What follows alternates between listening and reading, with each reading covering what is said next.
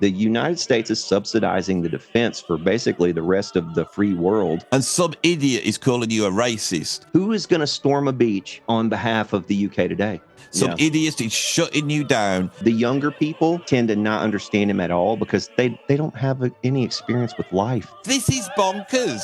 I get so angry. I'm sorry to be so animated on this, but this is where I get so angry. Trump is probably on that list, and you know what list I'm talking about. This little pocket of wonderful Western liberal democracy that we've lived in, where everything was great and you got Black Sabbath and all that, that's gone. We've demoted art, we've demoted music, we've demoted creativity, and we don't value it. I'm breaking this boot off in your ass, and you're going to stop this now. This is the deepest bloody conversation I've had online. This is Andy Edwards. By his own account, he's the third most famous Andy Edwards on the planet, but I think he's actually probably number one. When you Google Andy Edwards, this is the dude that'll come up on the top. So Andy Edwards, what's up, man? I'm good, Brad. How are you? Yeah, I'm gonna put these glasses on again. I already told you that, but for my audience, I'm not being a poser. I'm just, these lights are so bright here. I have to turn these on, otherwise my face turns red. I've got this window open, so it's like, I don't know, the white balance gets thrown off.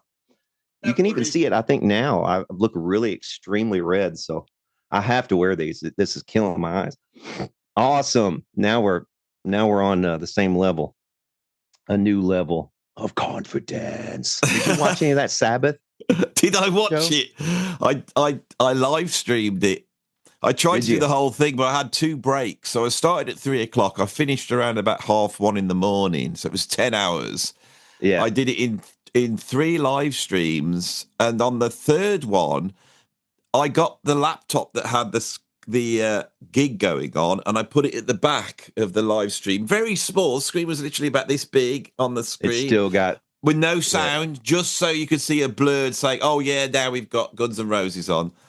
And I had a copyright strike, my first copyright strike, which was terrifying because it all just went dead. And then I got in there and it said, you've had a copyright strike. If you get 2 more of these, your channel will be taken away. You will not be able to set up another channel in your name. And I was like thinking, well, are 2 more about to come? I just didn't know what the hell was going on. I've been banned from live streaming for 7 days. And then this thing lasts till about October. So I ain't putting anything up that I haven't made till October. I'll tell you that now. What lasts until October? The copyright strike. So I'm hoping. Oh, yeah. It's like in the UK, you have points on your license. If you speed, you have points on your license. And then we get that too. If you get too many, you lose your license. But after a certain time, you lose the points. So then you can reoffend. Yeah. To. And so I'm hoping it's like that, because I'm always doing stuff that is copyrighted, but I've never had a strike. I've just had don't be naughty that, or they want to grab all the money for it. I disagree with it deeply. Well, you definitely have fair use. If you just had the image in the background and you were commenting over the top of it, that's in the US, that's fair use. Now, I'm not sure what the laws, I've never really been clear on that, what the laws are for the UK. So I don't know. But I think as far as YouTube is concerned, they probably have agreements with different countries. So I'm sure because you're broadcasting from the UK or something, it probably has something to do with that, maybe. I don't think that's what happened. I think Sharon Osbourne, or the company that was representing her, had people on it and they saw what I was doing and they contacted YouTube and said, take that video down. And that's it. Yeah. YouTube don't check it. They don't sit there having like a conflab or a court going, is that fair use? They don't. They go, oh, the big company said, take it down. Yeah. And so they take it down, and that's it. And that's what I totally realize. Whatever they say is because the company's big and you're little, they'll just take you down.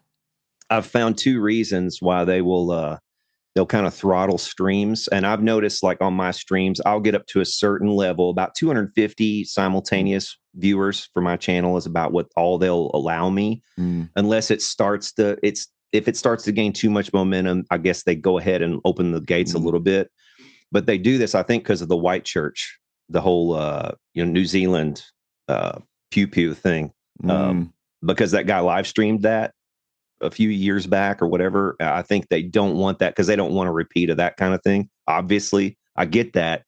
They also don't want like an accidental Arab Spring, but in like the UK, you know. They don't want somebody coming on here. Come on, we're going to the we're going to Parliament right now. You You know, you they don't can't want count. that. You can't count on spring in the UK like they can Yeah. in the Middle East. I'm going to be honest with you, Andy. I don't think you can count on very much from the civilized world anymore, man. It's something needs to happen in the UK. Obviously, you're jailing people for free speech, what we would consider free speech, and they're actually trying to make in the US, this hate speech. They're trying to make that a thing here. That's not a fucking thing. I'm sorry, but free speech is free speech. The reason we have that is so that people can say offensive things that people would find offensive, not so we can coddle the little people who, you know, get offended by every single thing you say and do. What do you think about all this that's going on? Do you think that Britain is irretrievable as far as tyranny is concerned? No, I think the lion sleeps. The lion is asleep because the thing with the British is that we sort of invented being tolerant. We invented manners and being polite. You know, that's what we're famous for. You know, we have our British ways, and if you sort of, we do things a certain way, and we will take it to a certain point. But when the British go for it, we're as we would say here in the United Kingdom, we're a nation of yobs, and you know, we're a nation of we won't have it, and then that's what's happening at the moment. Is the vast amount of British people are completely fed up with what's going on, and though that pressure is rising up, and our governments, both right wing and left, are trying to keep they've been doing it for about 20 years. They've been trying to keep the pressure on it, but it's just building up and it's going to blow at some point. And that's the danger that I worry about. I think within the next 10 years, it almost has to, because you can't have a situation where Britain, the number one baby name in the UK is Muhammad. That can't continue for very long before you have some kind of day of reckoning, a clash of civilizations, because whether you believe in Christ or Christianity or whatever, the fact is the system upon which all of Western civilization is based is a Judeo-Christian form of morality, and you can't have this clash of two different ideologies and two different systems of law and stonings in the street. You can't have stonings in the street down one street. But the thing is that law. Christianity did have a clash. It had the Catholic Protestant clash, and that led to the Reformation. Right. And the thing is, if you take certain values within Christianity, but then you create a liberal, secular government, which is what the British came up with, and then the Americans then wrote that into your constitution. So that's basically saying, you know, we're a Christian country, but we're a tolerant country. So you could be of any religion because we are not a caliphate, or you know, and those two powerful things together.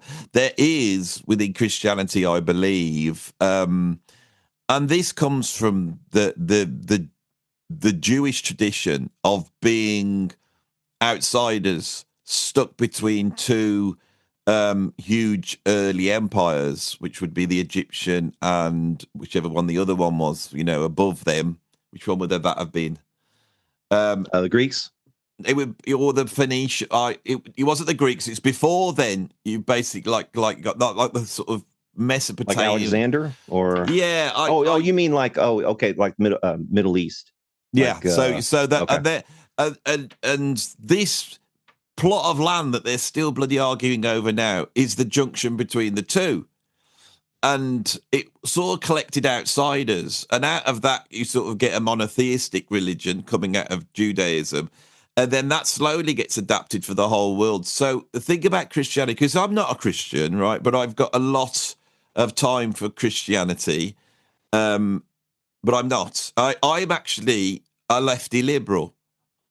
But I'm one of those artsy, fartsy, creative lefty liberals. And so I'm sat here going, bloody hell, what are they stopping us from doing now? You know, Sure. it's like, this is what the way I see it. My mom's an immigrant.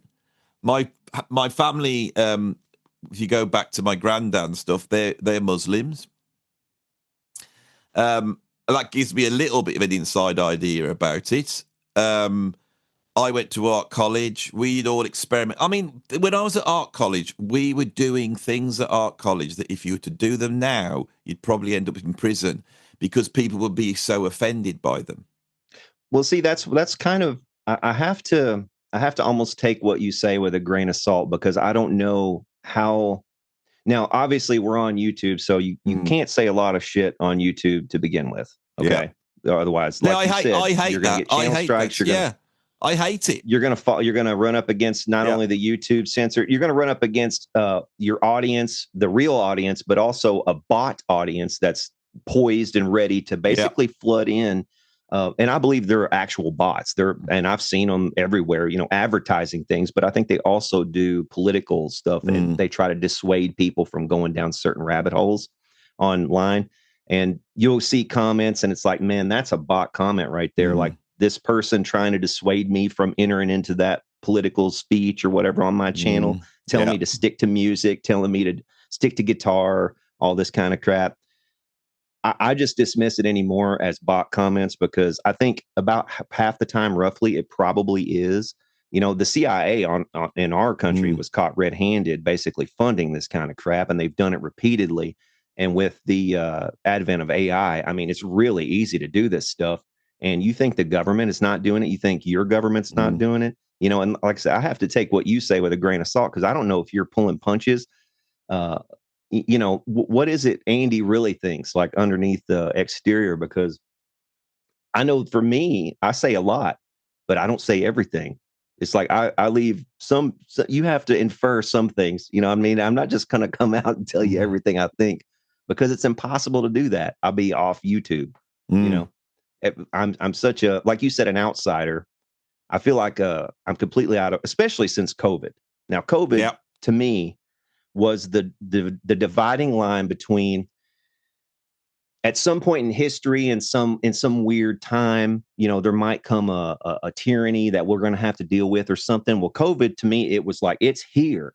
It's like, it's now. You go to the grocery store and they won't let you in unless you're wearing a something like this and you can't see anything but your eyeballs.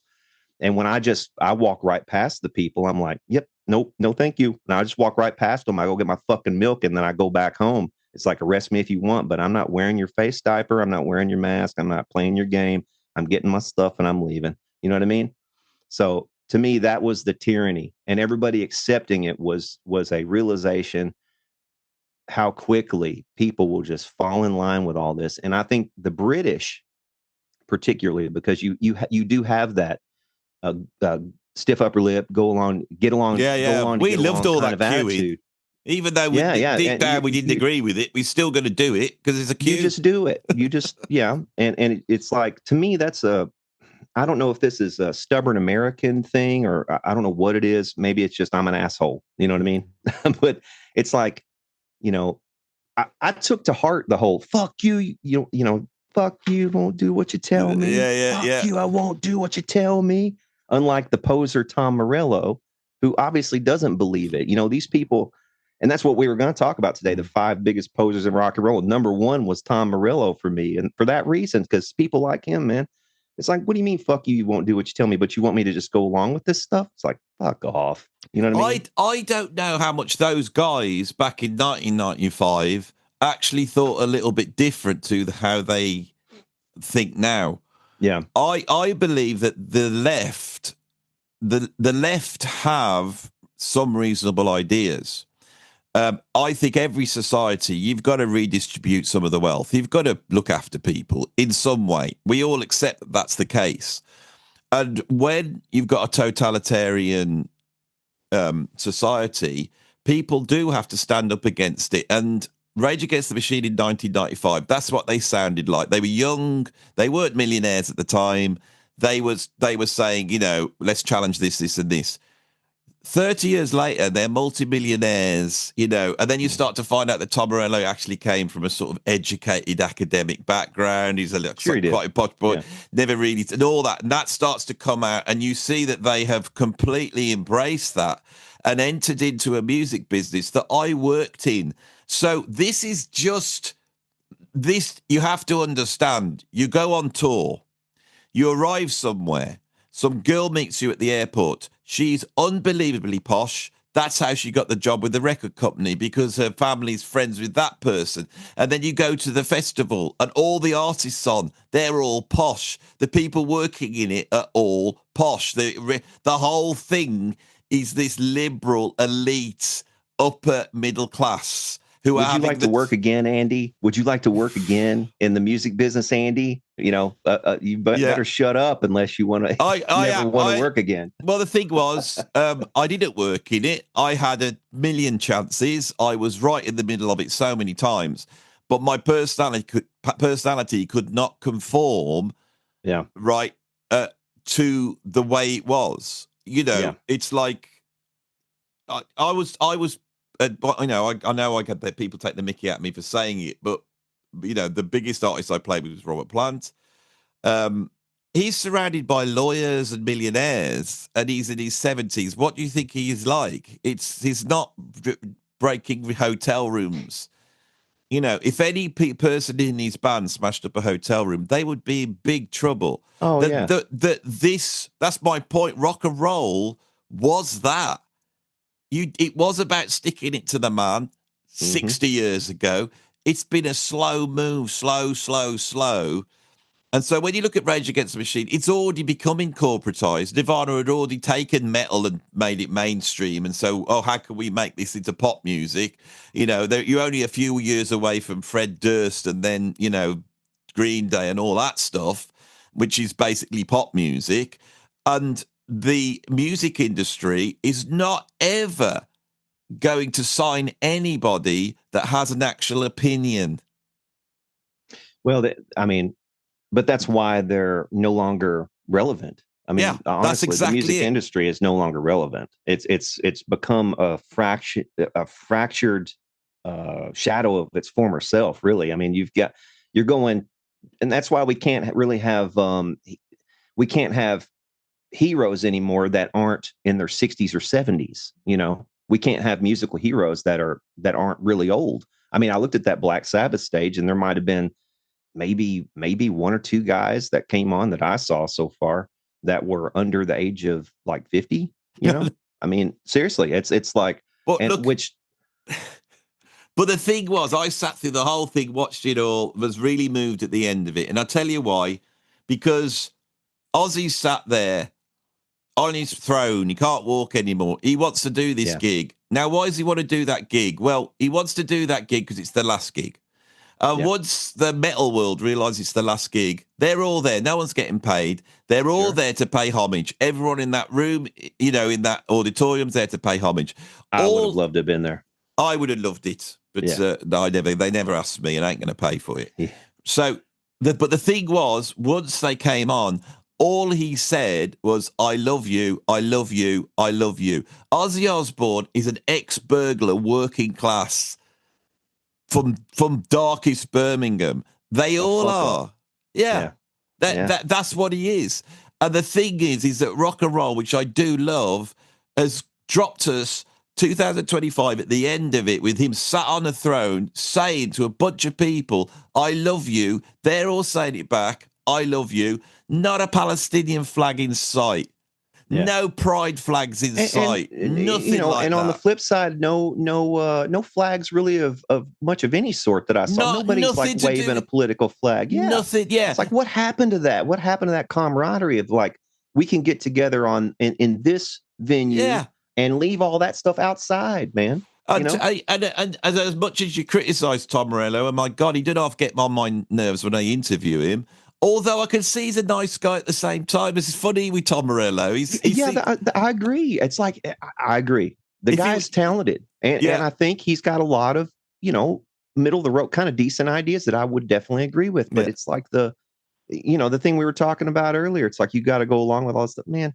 it's like you kill it for me at that point. That people don't understand rock. They don't understand what rock and roll is anymore. I love the story with oh God, I'm getting old. I forget names. The guy that was in Black Flag, the lead singer with the big neck. Oh, Rollins. Yeah, Henry Henry Rollins, very left wing, and they tried to set him up doing they wanted to have him do a show with Ted Nugent, and of course they're poles apart politically, Nugent and Henry Rollins. And Nugent finds out about this, so he phones up Henry Rollins, and they start having a chat. And of course, Henry Rollins, he turns around and said, "You had the nastiest guitar sound." And Nugent's go, "Oh, thank you, Henry." And they start chatting, and he starts telling him about MC5 and in the old days. They start getting on like a house on fire. Yes, like a house on fire. Yeah, and that is all I want from life, is to get into that place, but it's all so fractured at the moment. And it's like, as soon as you start to speak out against it, you will get called right wing. You'll get called neo-Nazi, and you'll get called stupid. You'll get called that you don't know what you're talking about. Mm-hmm. That's all I get online. And a lot of the stuff that's behind what I'm saying is like, just let everybody get on. Don't take a side. Where in the UK are you from? I'm right in the middle, just south of Birmingham. So I'm right Midlands. So I'm right where, Zeppelin, Warwickshire. I mean Worcestershire. Okay. Yeah. So it's right in the middle of this sort of the rock bit. It's the I know guys in this town.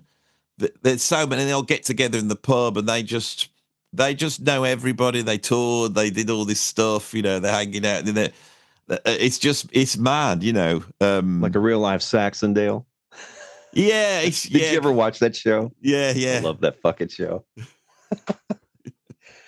I don't like Coogan. I'm not really crazy about his. He's got a thing, but I don't care for him personally. But I love him in that though. But that's Saxondale. Awesome. Someone said I was like him.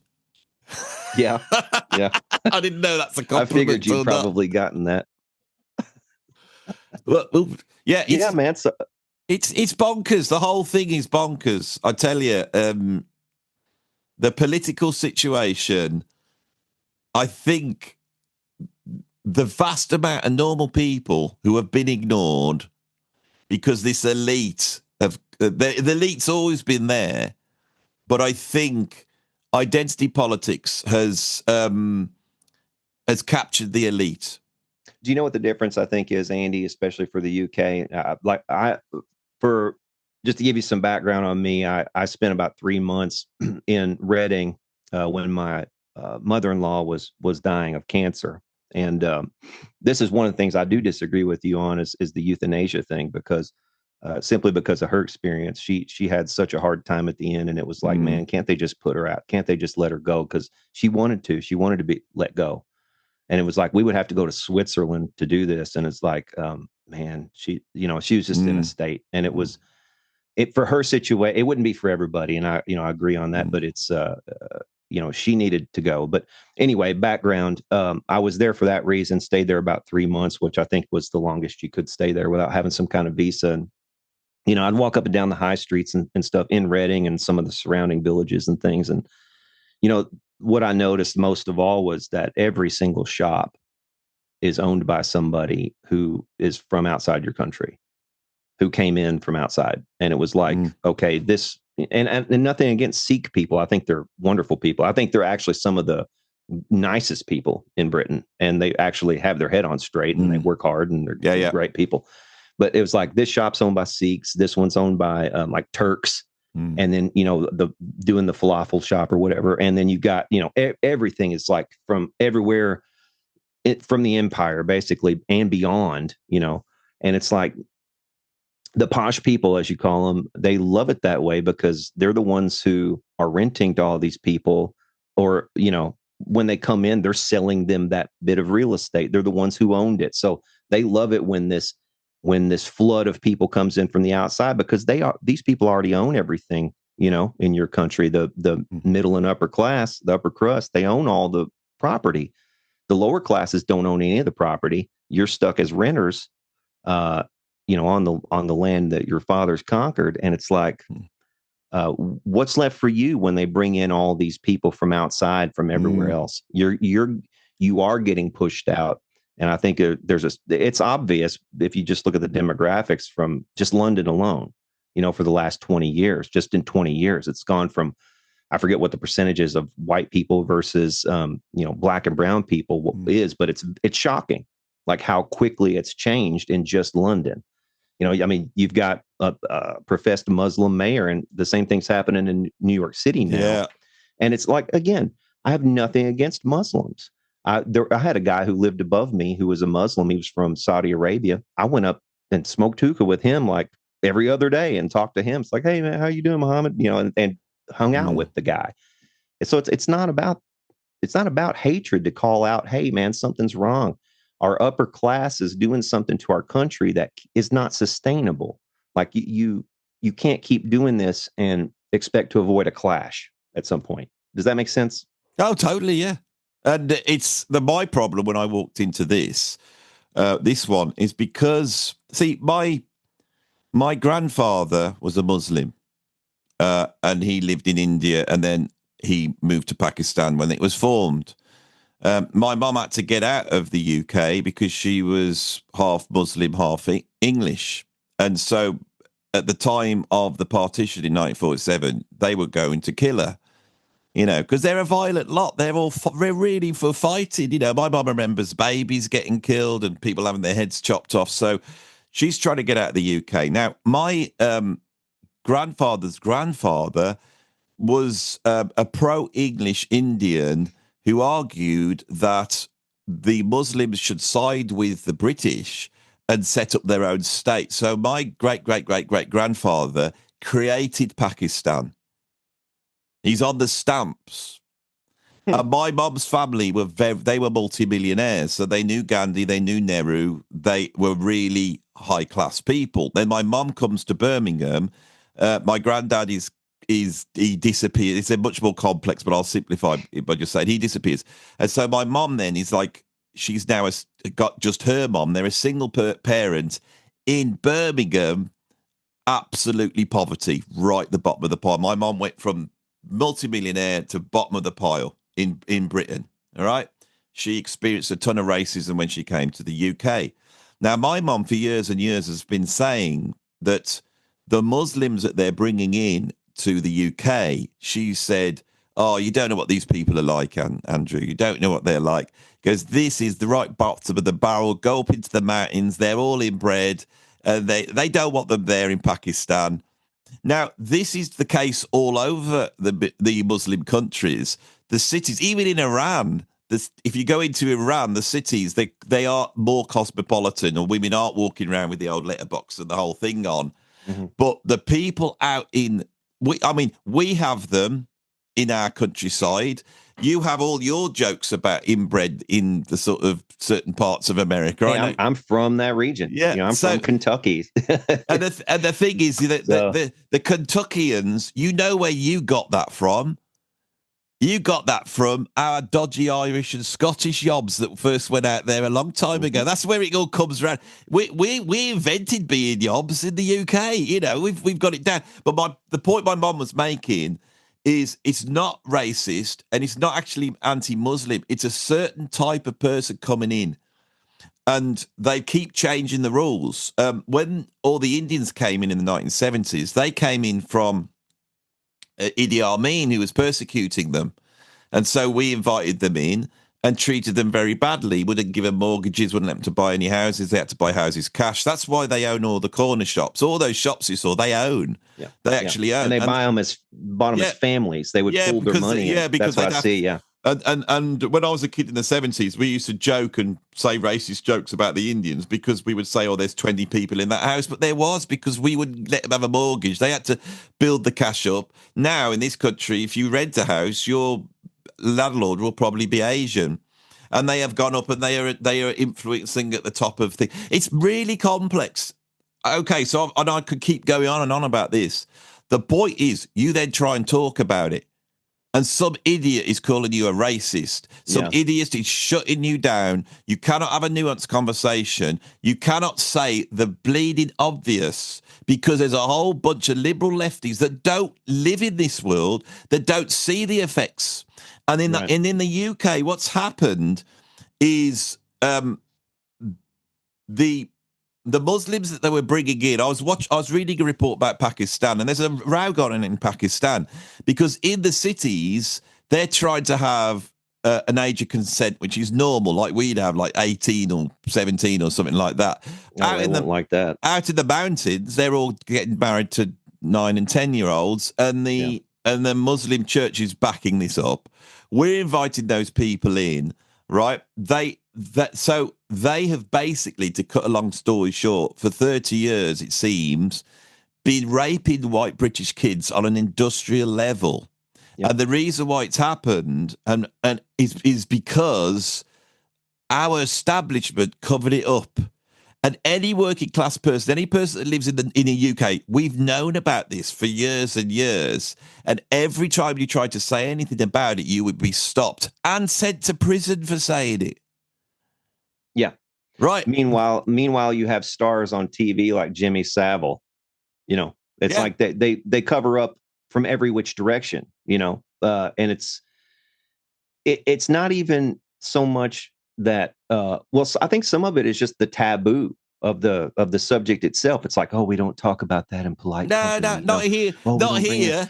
Yeah, we don't bring that up in polite company, so we surely can't say it in a speech. We can't call it out on the floor of Parliament or something. That would be like, you know. No, it's honestly, if you have to be in the UK to realise that the UK has the strongest class system and still has. You got working class at the bottom. I'm middle class. Yep. My dad was a company director, so I come at it from the middle class. But my problem is I'm a contrarian, and I always have been, and I just will always take the opposite opinion.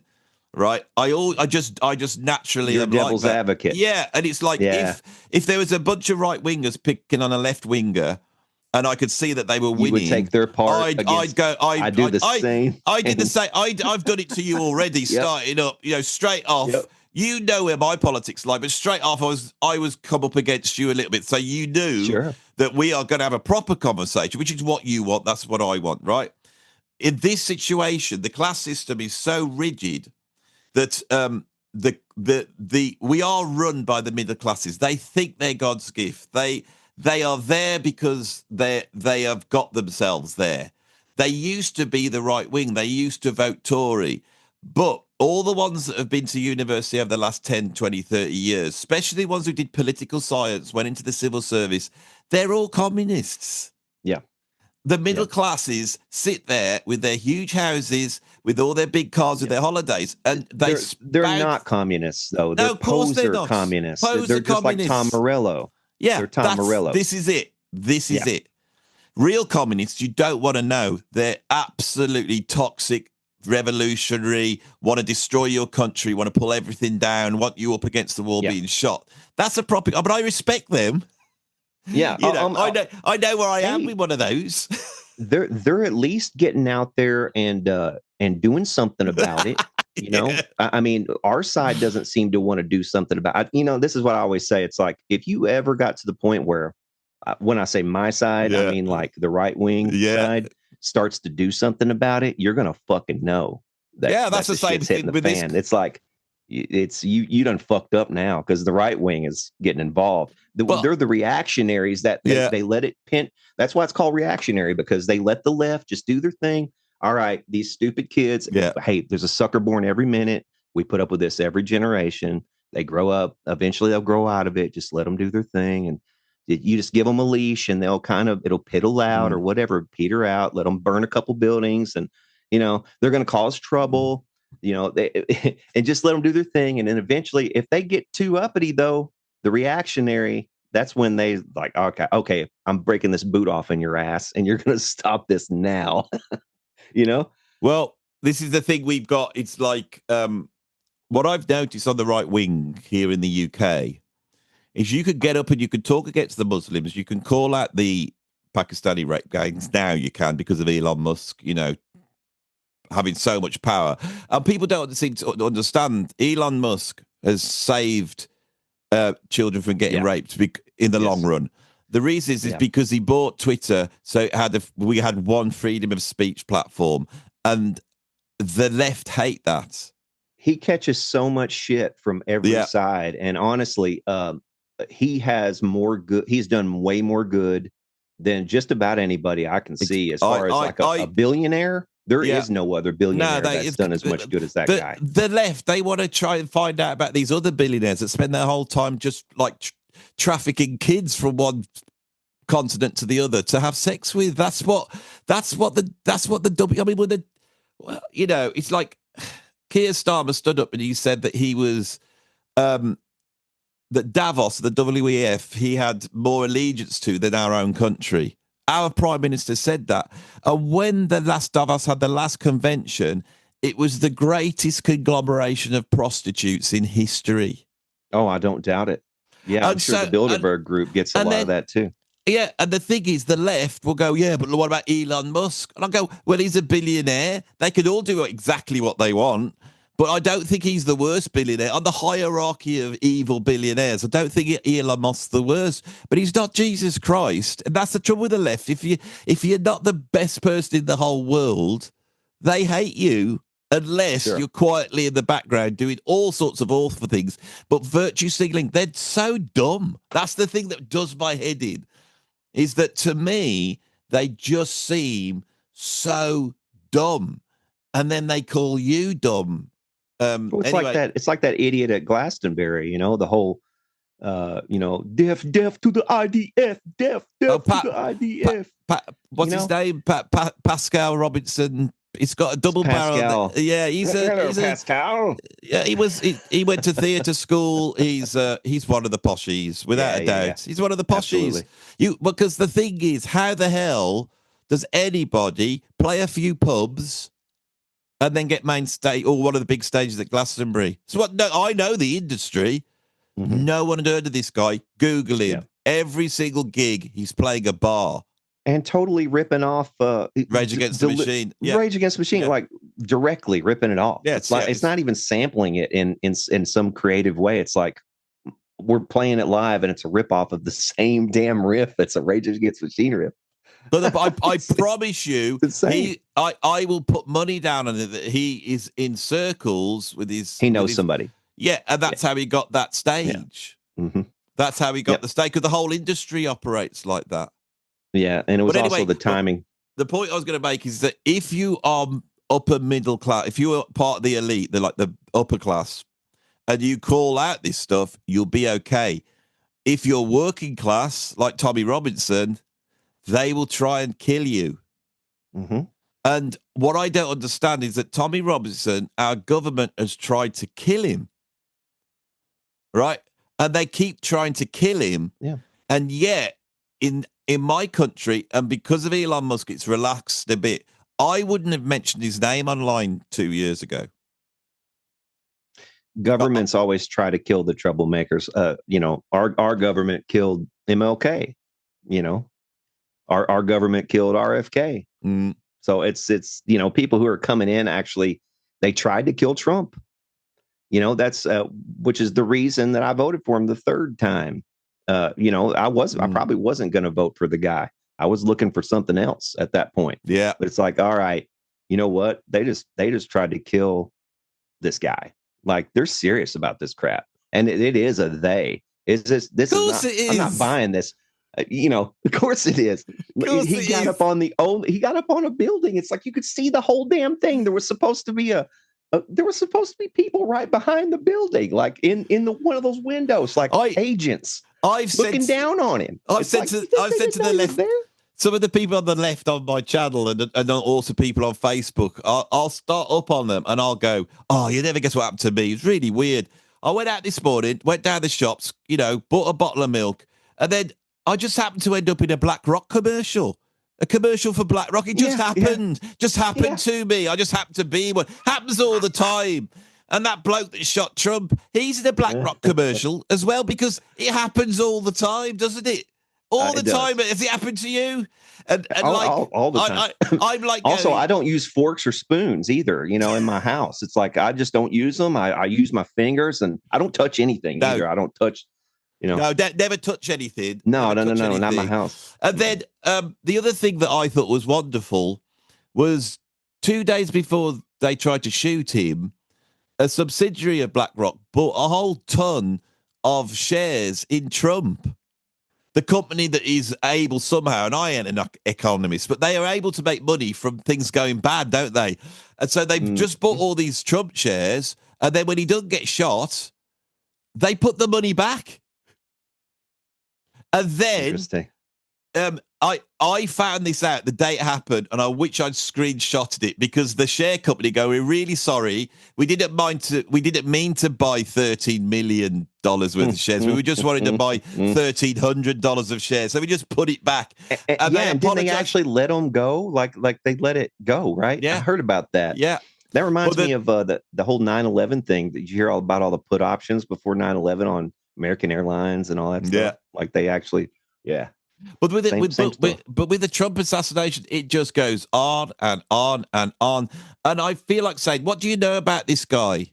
What do you know?" Like I could go down secondhand bookshops, get 5 books on Lee Harvey Oswald, right? But this guy who tried to shoot Trump, who is he? Yeah. What's he like do? months ago, not 50 years ago, months ago. Yeah, months ago. So why they couldn't get into his phone? They couldn't get into his phone. Bloody hell, we need Mossad working for America. They can blow people up, with a bloody pager in their pocket. and, and it's like the Americans can't even bloody open a phone. It's absolute mad. They think we're stupid. And I think they're right for the most part. Obviously, on average, the average IQ is 100. So I mean, that's pretty fucking stupid, really. I mean, I've met some people who are probably about average, and a lot of people, and it's like, okay, that's pretty dumb. But they think we're all stupid. We're not. But they are correct in that we're mostly docile, until the hardships come to visit us directly. It's and then people will start taking to the street. Like in Ireland, I think people are starting to get fed up. I saw something the other day where they were actually blocking some kind of or no, it was today. It was earlier today. They did you see that where in Ireland they actually came out to the streets and they're blocking some kind of Muslim thing that it's just because they're still part of the EU. And so they're getting overrun with all sorts of people, all sorts of things, bad things happening. Now, the thing is, in Ireland, the Catholics and the Protestants have never got on. That's an understatement. They really have not got on for a long, long time, right?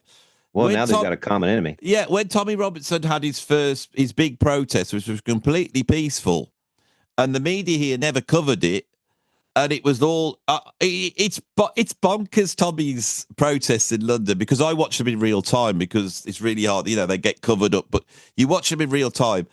If there's a Sikh there or a black guy or even a Muslim or anybody goes to one of Tommy's things, all these right-wing yobs are hugging them and kissing them because they're trying to send out the message to everybody that this is not that we're the thing with Tommy's message is he believes that anyone can be British, whatever colour and race. And the reason he believes that is because he's working class, so he's grown up in a multicultural society. All his friends are multicultural.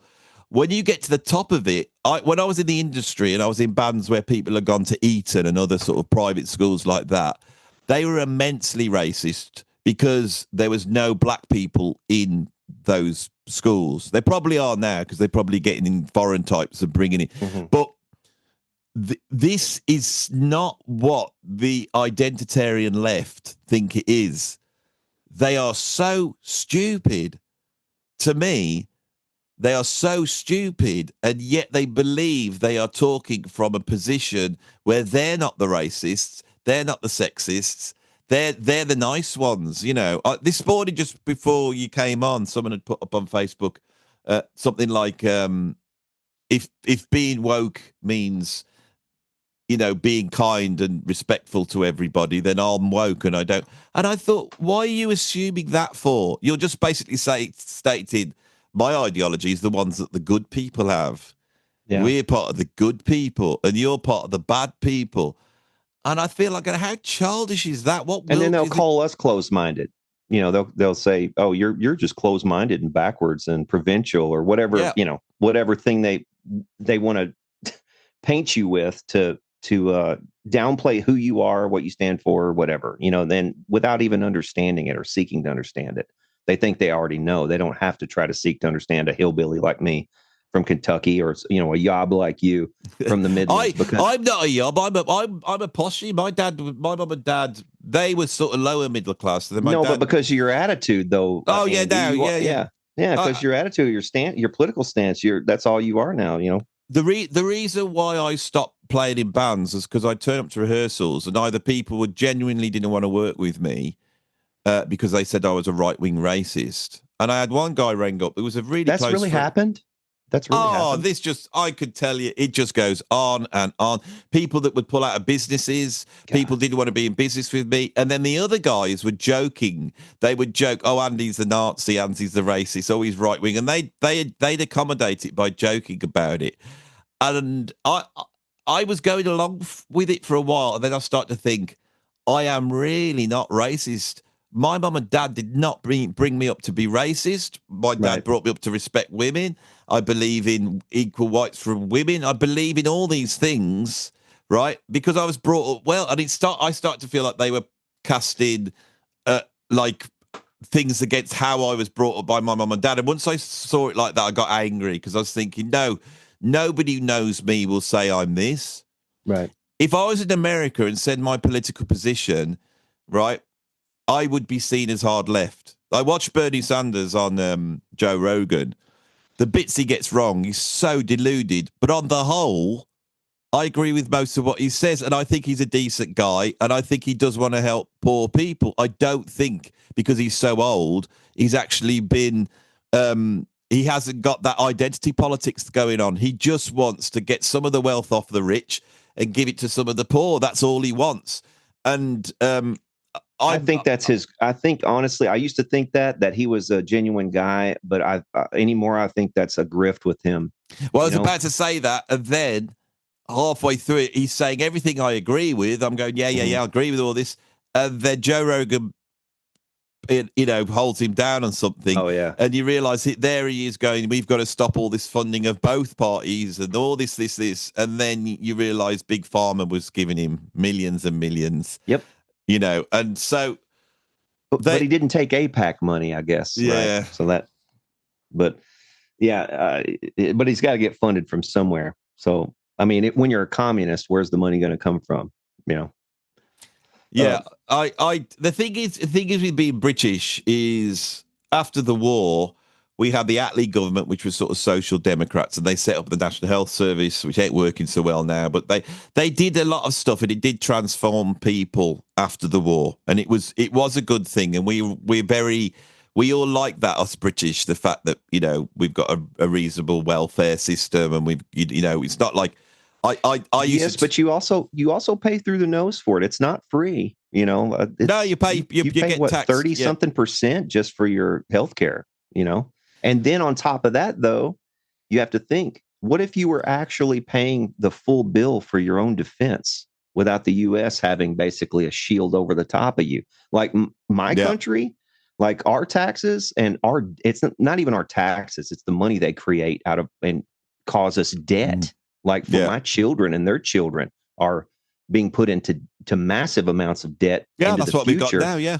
We're subsidizing the world in their defense, so that everybody can have their free health care and their free this and that, even though it's not free. But you think it is. You're told that it is. You can go, get something taken care of in the UK or in France or in Germany, but we're subsidizing your defense.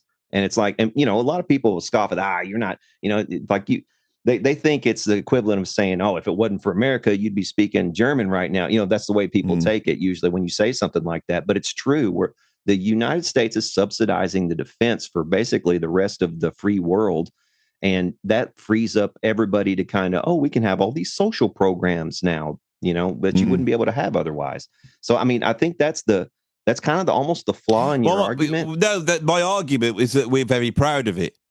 That was what my argument was. Right. Yeah, we're very proud of it. And when COVID happened and they were all, trying to sort it out, we all came out every night and stood on the steps and we clapped.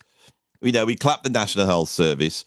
About 20 years ago, I did a tour with Walter Trout, and a lovely bloke, Walter, really funny guy, brilliant guitarist. A couple of years later, because of all the heroin and alcohol that he's ingested, his liver went, and he nearly died because he's American, so he couldn't pay for the operation. And they had to put this big gig on to raise the money, and that saved his life. And us British are like, whoa, because that just wouldn't happen here. Now, Yet. Now, this is what I'm about to say. This year, my mum calls me up. She says, I've just gone down the hospital. She's about 85, my mum is. And she said, I got pain down my left arm. They've checked me out, but they said I've got to go to A&E. We went over to A&E, and my mum and me were just sat there aghast. It was so bad. And it was like we're in this queue. My mum's waiting. It's uncomfortable. And just as you think you're at the front of a queue, someone literally just drops down next to you. They all run out, and you're back another 3 or 4 hours. And eventually, after we've been there for about 5 hours, I'm sat next to this one guy. He's got no bloody internal organs. His foot's infected. He's waiting for a hospital bed. He'd been there for 18, 19 hours waiting for this hospital bed. See, these are the stories nobody ever hears. We don't hear about the nightmares. My mom gets they do a blood test. So because they're having to they put one of those things in your arm, So she sat there with that. And then this bloke comes out, and the staff are brilliant. The staff are amazing. And we say, how long are we going to be here? And he goes, he says, you want to know real honest reason? This is like 7 o'clock at night. He says, you're not going to get out of here till 4 or 5 in the morning. Yeah. And I look around at my mom, and my mom goes, sod it, I'll have the heart attack. Yeah. And then she says, we want to go. And they said, well, you can't go. And she and she says, take that out my arm. And we walked out. And my mom and I suddenly I thought, God, this National Health Service, right? It don't work. It just doesn't work. And that's what happens when you import the third world and give them free health care and say, okay, we'll take care of everybody. You can't do it. You can't do it. It just, where feelings run up against reality. Yeah, that's it. Yeah. And you're totally right about America. You're absolutely right. And it's nobody's fault. The Nazis, the fascists, America didn't join the war to fight the Nazis. You joined the war to make sure the Russians didn't get Europe because they were marching their way across Europe. And that battle to get to Berlin was just to try. We wanted to make sure we had a say. Yeah, and thank God for the USA, you saved Europe up until about where Berlin is. The rest of it. But you know what George Patton said? He said we're fighting the wrong enemy. Toward the end there. And of course he did. I think he may have been right in large part. Listen, and there are things we could get into. And again, this is a verboten subject. I can't say what I really think about all of that, like World War II, like the ways in which we provoked Japan into attacking us and basically created Pearl Harbor to give us an excuse to get in there. That I can say, but there are other things I cannot say about the guy with the mustache and all that stuff. I can't say what I really think about that guy. I can't say like, hey, wait a minute. There were some things that he was doing before the war that kind of dispels this whole notion that he was trying to kill all of the Jewish people. For instance, he was the first to start shipping Jews to the Holy Land and create an Israeli state. He was doing that before the war even started. In the 1930s. I got obsessed with Albert Speer a few years back, and I got interested in him, and I was chatting to a guy at where I used to work, at the college I used to work, and I said, I got into Albert Speer. We just having a conversation. He went, you won't believe it. He was my uncle. Really? And so he started to tell me this family stuff. And so I started to look into Albert Speer. And Albert Speer was just a normal bloke that got pulled into the Nazis. And he was very organized. He was the architect. He was going to build this sort of utopian Germany. But the point was, he didn't get killed at Nuremberg. He got stuck in prison along with the in Spandau and he got let out in the 1960s. And he said he wasn't involved in any of this. He was just, he was one of these things. I was just doing my job. And so this book I had went into depth about the final solution. The Nazis did not have any idea to do that till 1941. Right. And the reason is because when they'd invaded Poland and they didn't know what to do with any dissidents in Poland. And so they said to the people who were running Poland, not the Germans, but the people there, do what you want. And so they started to march them out into the forest and kill people, 800, 900, shoot them. And there was no fallback. Nobody complained. Nobody said anything. The powers that be said nothing. And so they kept escalating. Yeah, how many times does that happen? Does that still happen today? Yeah, totally. Look at Gaza. Look at Gaza. That's the same thing that's happening there. And we're just kind of, well, I don't see anything. I don't. Yeah. And totally. maybe in a generation, we'll be the Hitlers, or Israel will be the Hitler, and that's what I'm saying. History is written by the winners. And, you said the final solution wasn't a thing until 1941. I contend that perhaps it wasn't even a thing then, because if it was, why create concentration camps to keep people alive in them? Why keep feeding people when food is at a premium? Why keep wasting resources on somebody that you're going to basically take out back and shoot anyway? Or put in some gas chamber. This is why Albert Speer is so interesting, because he was very organized. He was put in charge of sort of armaments, building tanks, all that stuff, and he had that all going on, and that was all slave labor. So really, you could see that the Germans thought, to start off with, let's just get all these people and use them as slave labor. So the concentration camps were set up like that. I think the final solution, and when they get into this sort of industrialized killing, the thing where I'd be in agreement with you is that we act as though that was a unique thing and only the Nazis did it, right? And it's so untrue. Everybody's done it. Everybody's done industrialized killing on that level, right? Especially the left wing. The left wing are the masters of doing this. Oh, yeah. So we don't talk about, Stalinist Russia. We don't talk about China. We don't talk about Cambodia, North Korea. Well, we do. They don't. Yeah. And it's like... Unless they're looking at it as a good thing. And also the thing that they can't take is the fact that, as I've said, the Nazis weren't socialists, but they had socialism in their DNA. Collectivism. It's collectivism. Yeah. I think, honestly, that's kind of the problem that the West runs up against, because we have a social structure and a legal structure that's based on individualism and individual merits and what the individual has done. And we don't have blood libels in our law. We don't have where the son is responsible for the sins of the father. That's not a thing in our form of law. And that's why I say, we have a Christian sort of society, because it's based on those traditions and not other traditions that might see it as blood libels or, the sins of the father and all that kind of stuff. That's a whole different mindset that some people in the world do have, and they do possess it, and they see people in terms of groups.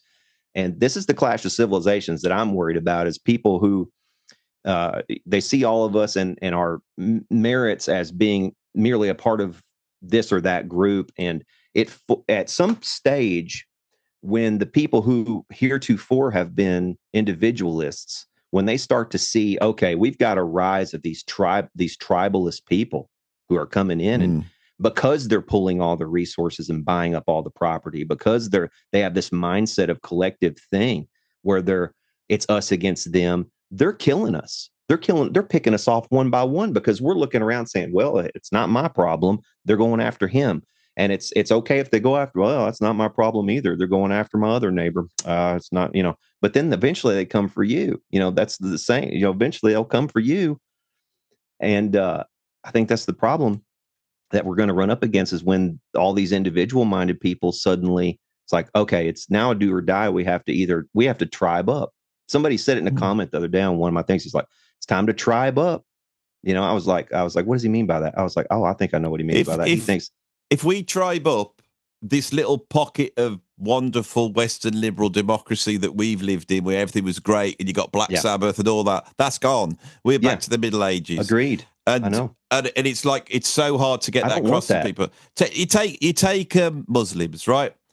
Muslims is a communitarian, like you say. It's a tribal religion, and it's taken the Abrahamic religions and it's extended that out to work for medieval warlords in the desert, right? With the things that were going on there. They've created political systems, Sharia courts. They've got a whole system. And Islam is designed to take over the world. And if you're a Muslim, you sit in that country, they ain't got homeless people. They ain't got people staggering around on fentanyl. You can leave your car open. And the reason is because if you do steal anything out of that car, they're going to cut your arms off. Hand off. Yeah. Right. And so, but if you're a Muslim and you're like a conformist and you like the rules, you probably look at the West and go, well, we don't want to live there. Well, fair enough. Don't live there, but we want to live here. And that's basically it. America is the greatest country in the world, because it was designed for individuals, and you had to find a system where all these different groups could get on. And the thing is that's the bit of multiculturalism that's right. And so you created all this stuff because you had this incredible mixture of all these different ideas. But the Muslims, right, as soon as the West started to embrace identity politics, which is socialism, once that started to kick into our systems. Now, the revolutionary socialists knew this many years ago, and they are on the long haul. It's starting to come together now to indoctrinate the universities, the academy, and switch off the middle classes, because they've got to get past them. The working classes, and this is a long term. This is a long term. And so most of the educated elite now are this sort of soft socialists, like you say. They don't know what's going on. Now, if you look at our country, the Muslims have come in. They quite openly stated they're going to take the country over. But at the moment, we are bussing in young men from war-torn countries. We're putting them up in hotels and paying for their food, their heat. We're doing everything. The locals who have got no money, with the moms who have to prostitute themselves to pay for their kids. That's what's going on in the UK. Mm-hmm. And by the same token, are looking at people that are being paid for by our taxes to live there. Now, the thing is when you look at that huge swathe of people that we brought in and look at their political affiliation, if a war does kick off, say America does go to war with Iran, say that kicks off in the Middle East, there's more jihadist Muslims sat in hotels that we've been paying for inside our country. Inside the country. And then and so then you look at Tommy Robinson. Now, the thing is with Tommy Robinson, we've all said, he was a yob, he was a football hooligan, but he's not now like that. He's all nice now, and he's a journalist, right? But the truth is, if that war does kick off, I'm going to be making friends with the white football hooligans. I'm going to be on that team. I'll be stood behind the football hooligans. And so all Tommy did back in the day was, when he came up against these jihadist hooligans, he went, all right, we've got our own hooligans of our own. And that's what we're building up to now. To be fair to that guy, because I think he's one of the greats, Tommy Robinson, for me, I've gone through every single interview, everything about him. He is absolutely, he's probably one of the most importantly historic figures in the UK right now. Absolutely. And it's like, you could see when he gets onto this subject, he's got tears in his eyes. He hates injustice. I mean, I was brought up, as we all are in the UK, to think he's like Voldemort and that you can't even mention his name. And then I was watching one thing that where he got, some people had contacted him and said there's these Muslims raping these kids up in this town. It's this one bloke, they got like these ice cream vans, they're going up. Tommy goes up there, he does the journalism, and he realised that these Muslims aren't doing this at all, right? And then he stands up against the whites and said, these Muslims are innocent. He takes the Muslims that have been accused, he gets them out of the town, looks after them in his house. And I thought, this bloke is not a racist. What it is when he sees something's wrong, he fights to the death. This is a rare breed of person. Yep. This is a rare breed of the person. This is the sort of person that ran up the bloody beaches in 1944. Yes. Mm-hmm. It's the same type of person. And our country's treated him like he's a criminal when all it is, he's got a decent sense of justice and what's right or wrong. He'll support any race. He'll support Muslims. And in this case, it's all there for everyone to see. He did and put himself at risk protecting this Muslim guy. And this Muslim guy's going there. He's going, if it weren't for Tommy, I'll be in prison now. He says, I just love the bloke. I love the bloke. You know. Do you know what he is? He's an anachronism. He's an anachronism. He doesn't belong in this time and space. But he's here and he's got to deal with it. And it's like you and me, people like you and me. It's like Britain used to have an attitude of damn the torpedoes. This is the same people who went up in airplanes, the Battle of Britain. And I mean, every time I listen to that Iron Maiden song, it's like, fuck yeah. It's like you feel the intensity of it. Like, okay, I'm in an airplane and I'm defending my country against these fuckers who are trying to kill my family. You know what I mean? That's some hardcore stuff right there. And the people who jumped in those airplanes without a second thought to go up there to do or die, it's like, that takes balls, man. That takes balls. It takes balls to put yourself out on a ship that could be torpedoed at any moment, and you're doing it for your island. And this is a existential thing. And it's a special breed. It's like you said, the people who storm the beaches, man, where do you find those people now? Who is going to storm a beach on behalf of the UK today? Who's going to do that? Who? Yeah. Because the real people who would have done that in the past are going to say, fuck this place. I'm not doing that for you. Well, I hate to say it. You've done nothing for me. I hate to say it. It's those guys that look very dodgy behind Tommy Robinson, looking after him. It's those guys. We do have them here. We've got a load of them. It won't be all the young people who went to university. But what would they be fighting for, though, now? This is my point. Back then, you had something to fight for. You looked around and said, okay, we have a way of life that I want to protect. But now, those same people who might have stormed those, might have gone up in those airplanes, they're going to look around and say, do I actually give a shit to protect this anymore? Or should I just get on a raft and go somewhere else? You know what I mean? It's like, I absolutely love this country. It's almost like my downfall. I'm unbelievably patriotic. Good. And then, even though I take the mickey out of the United States of America, I really love America. I'm one of those British people that loves James Brown, and I love like the blues and jazz, and I love like Ray Charles. I love all that, and I love American films, and I love the United States of America. When I first went there in 1995 and I came out the airport, it was just the biggest buzz. A lot of us British are like that. And I love Britain as well. And I love what joins us, which is a philosophy almost. It's Western liberal. We're Western liberal Democrats, you and me. Sure. That's what we are. I'm a classical liberal. That's what I've always said. That's what I am. Same liberal. As me. And I can't believe that us lot, the fact is, this is how much it's changed. But that sense of what Britain is, and I think America's Trump's been I'm like this with Trump, right? That. Totally. Yep. But there is something about him. See, I think the thing that people don't get about Trump, I think he's a nice guy. And I think he's a nice guy and he knows how to play it. My dad was a company director, right? And when he got in, he was good. And he used to say, I said, what makes a good businessman? And he goes, negotiation. And he'd tell me about negotiation. And he'd make me laugh. The way my dad went through life was in a negotiation situation, he never said what he wanted or what he didn't want. He acted weird. This is what my dad was like. And so I can remember once he bought this chair from this place. And he had it in for repair, And they said they do it in a few days. And he kept ringing up and they didn't have it. And so my dad wakes up and he goes, I'm going to go get my chair back. He said that to my mom. He goes down to this shop, walks straight in, picks another chair up, takes it out of the shop, drives home, rings up, asks to speak to the manager. Manager comes on, he goes, you need to call the police and arrest me.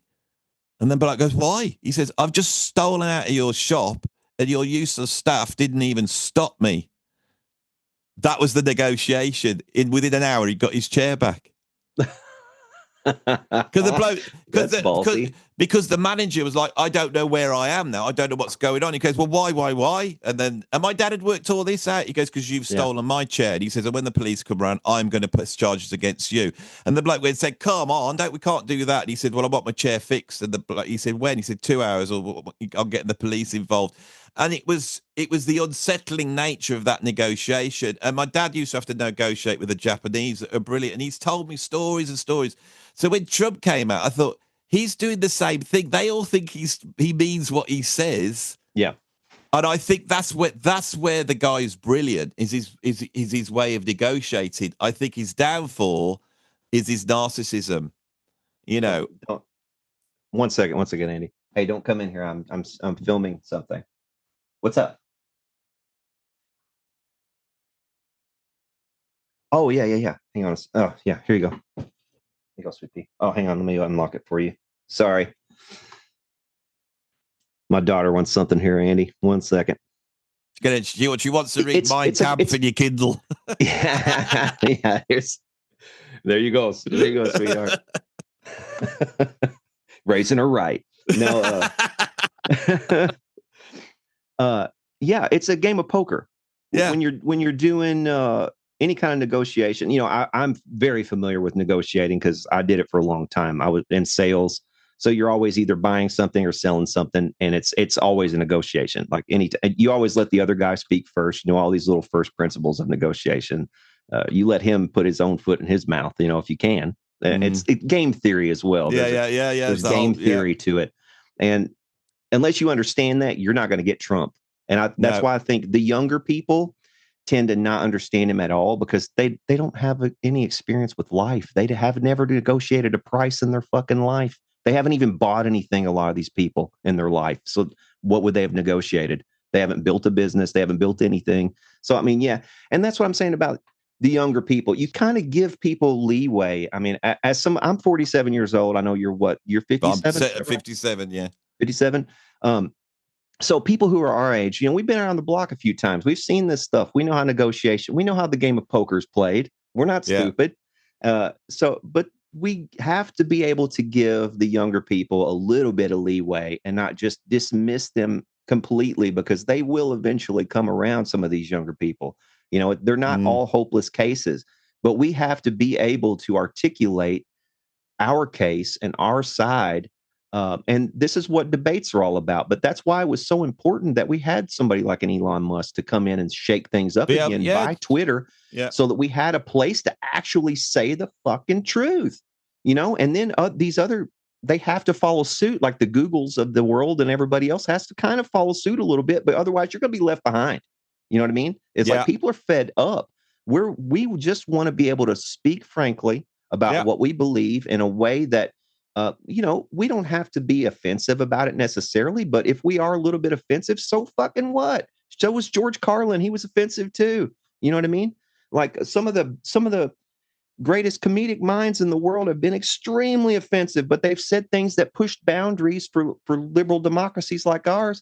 And it's like, why would we want to fall back on that? It's like, do you young people not understand how dangerous that is, to go the other way with it, and to pull all these holier than thou positions, like, because you said that, you're evil, and I hope you get fired, or I hope this happens to you, and I hope your family gets murdered, or whatever.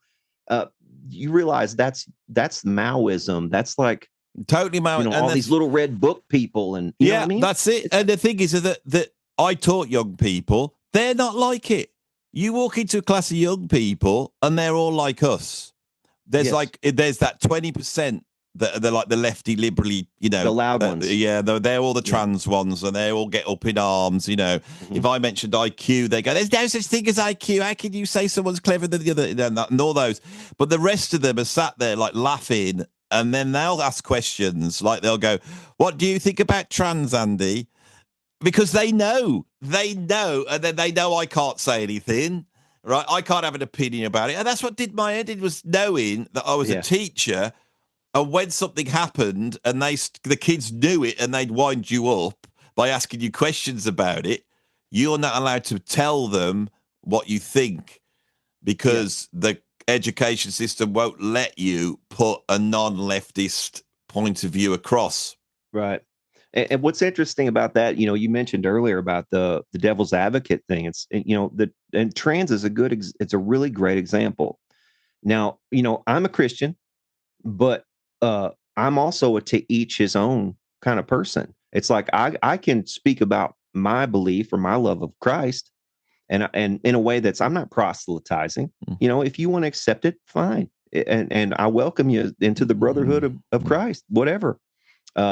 But I'm not going to sit here and beat my head against a potential wall and try to, force you into believing something. That's not who I am, first of all. And I wouldn't want to try anyway. But on the trans thing, it's like, that's not something that I personally believe in. It's not a lifestyle I would want to personally undertake or anything of the sort. I don't necessarily condone it at all. However, if I saw on the street 10 people ganging up against somebody because they were trans, I would come to the aid of the trans person. I'd be like, "You who is without sin, cast the first stone. What are you doing?"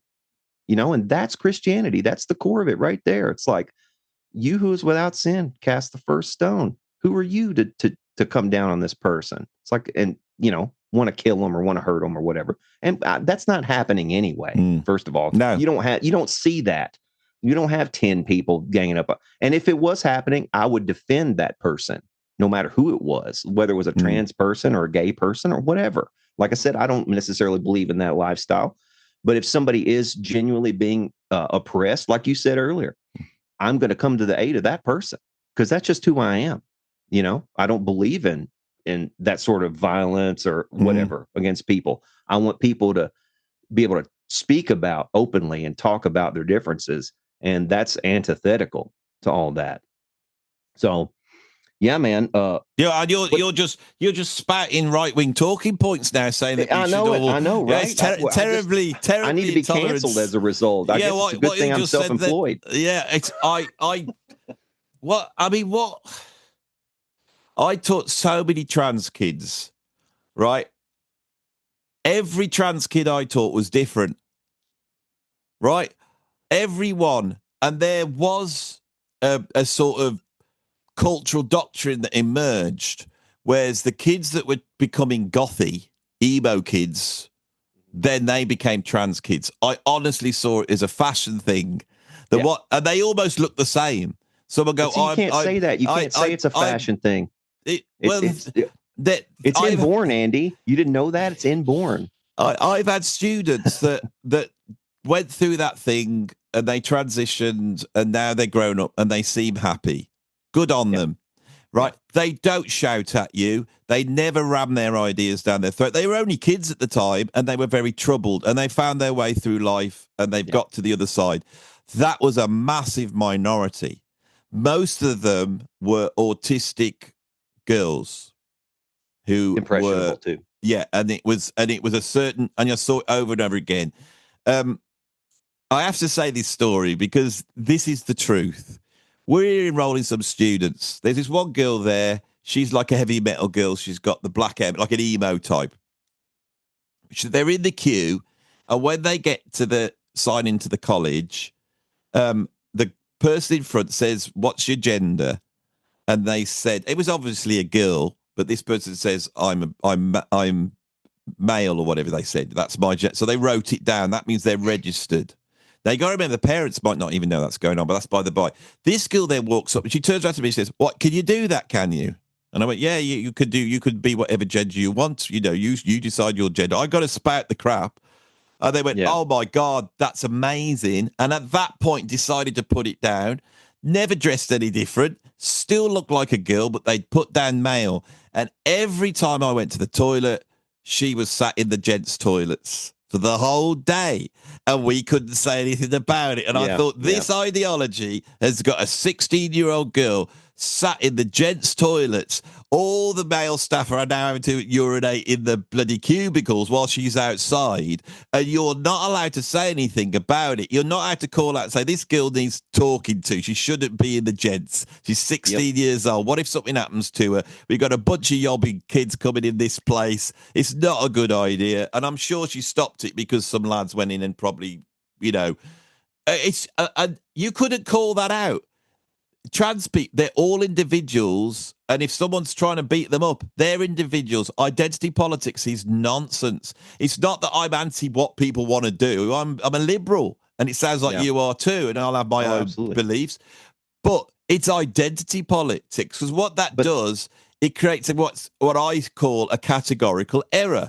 Because you create a category, we all create categories, but many categories you cannot build any sort of truth on. So say I created the category of music YouTubers. Well, look at it here. You're Christian, I'm not a Christian. So let's say that all music YouTubers are 50% Christian. Let's see if that's true, because that's the category win. And you identify as a YouTuber, so do I. So let's put a whole bunch of things into this category and bake it all in.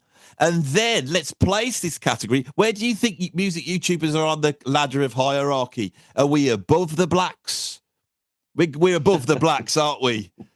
Unless you're a black YouTube music but now, creator. How are we going to solve that? I don't know how you solve that. How about intersectionality? Some intersection, yeah. So basically, say if you're a music YouTuber's probably got +1 hierarchy points, but if you're a black music YouTuber, you've got -1 for being black. So they come around at about 0, don't they? It cancels it out. This is bonkers. The whole identity politics thing is based upon that idea that these categories that they invent have any sort of qualities to them that can be used. Now, the way I've realized, and I realized this about 20, 30 years ago, if I meet a black person and I was to go, you're a black person, you're in the black category. I'm an identity politics thing. So you're like everyone's prejudiced against you, aren't they? Because you're black. The police pick on you all the time because you're black. I bet you can't get into college. I bet you haven't got very much money because the whole society. And the bloke goes, no, my parents were millionaires. I can do anything that you can do and more. And I just can't believe that I get so angry. I'm sorry to be so animated on this, but this is where I get so angry. They're racists by definition. The only reason they don't think they're racist is because they have redefined what racism is, from judging someone by the color of their skin to being horrible to people who aren't white. That's true, but also there is an incentive to keep you angry too, Andy. And me. It's like there's an incentive to keep us angry and to extend this longer than it needs to. Also, like I think at this point the culture war is over, and we're just kind of we're kind of sorting through the battlefield now and like picking up the remainders. Like maybe I'll get a souvenir bayonet or something out of this, and that's what's happening here, because Trump won, and that part is done. Not here though. I think the UK has also turned a bit of a corner. They're starting to talk about or allowing talk, like you said, about the rape gangs. And, I'll probably have to bleep.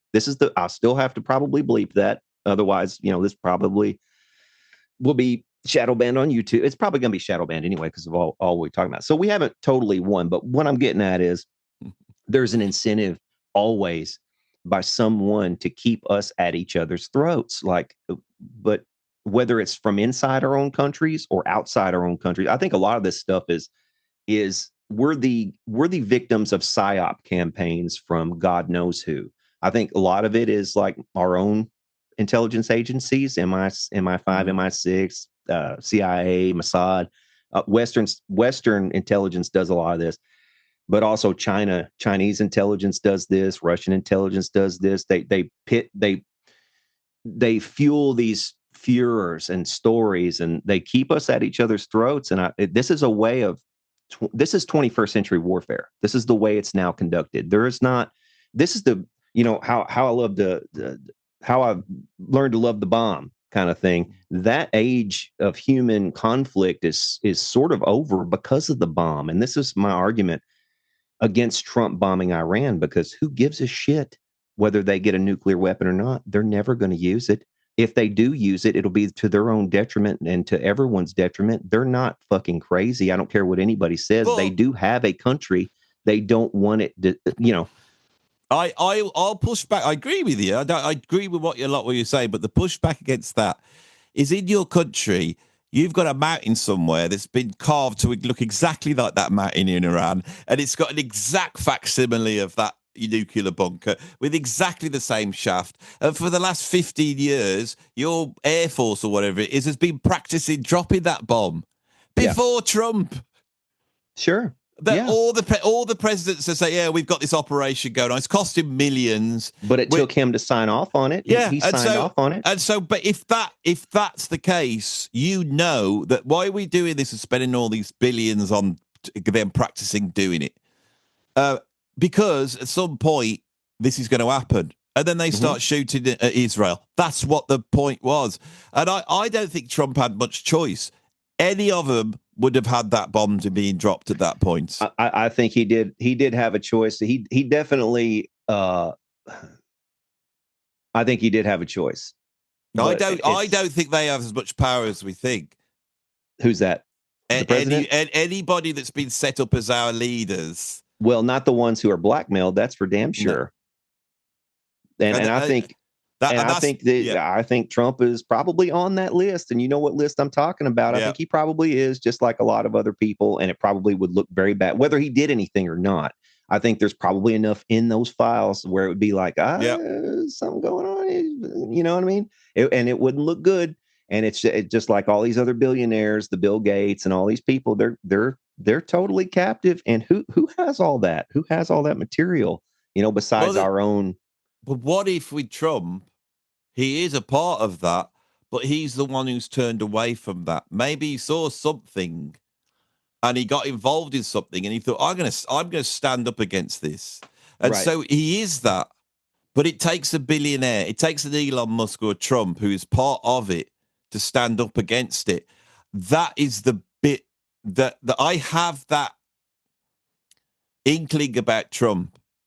And so to try and get the left to realize what he represents is impossible, because as soon as he's tarred by anything that isn't their ideology, because that's how they think, because the left are basically they're like children that won't drink from a cup because somebody who's dribbly has drunk from the cup last week.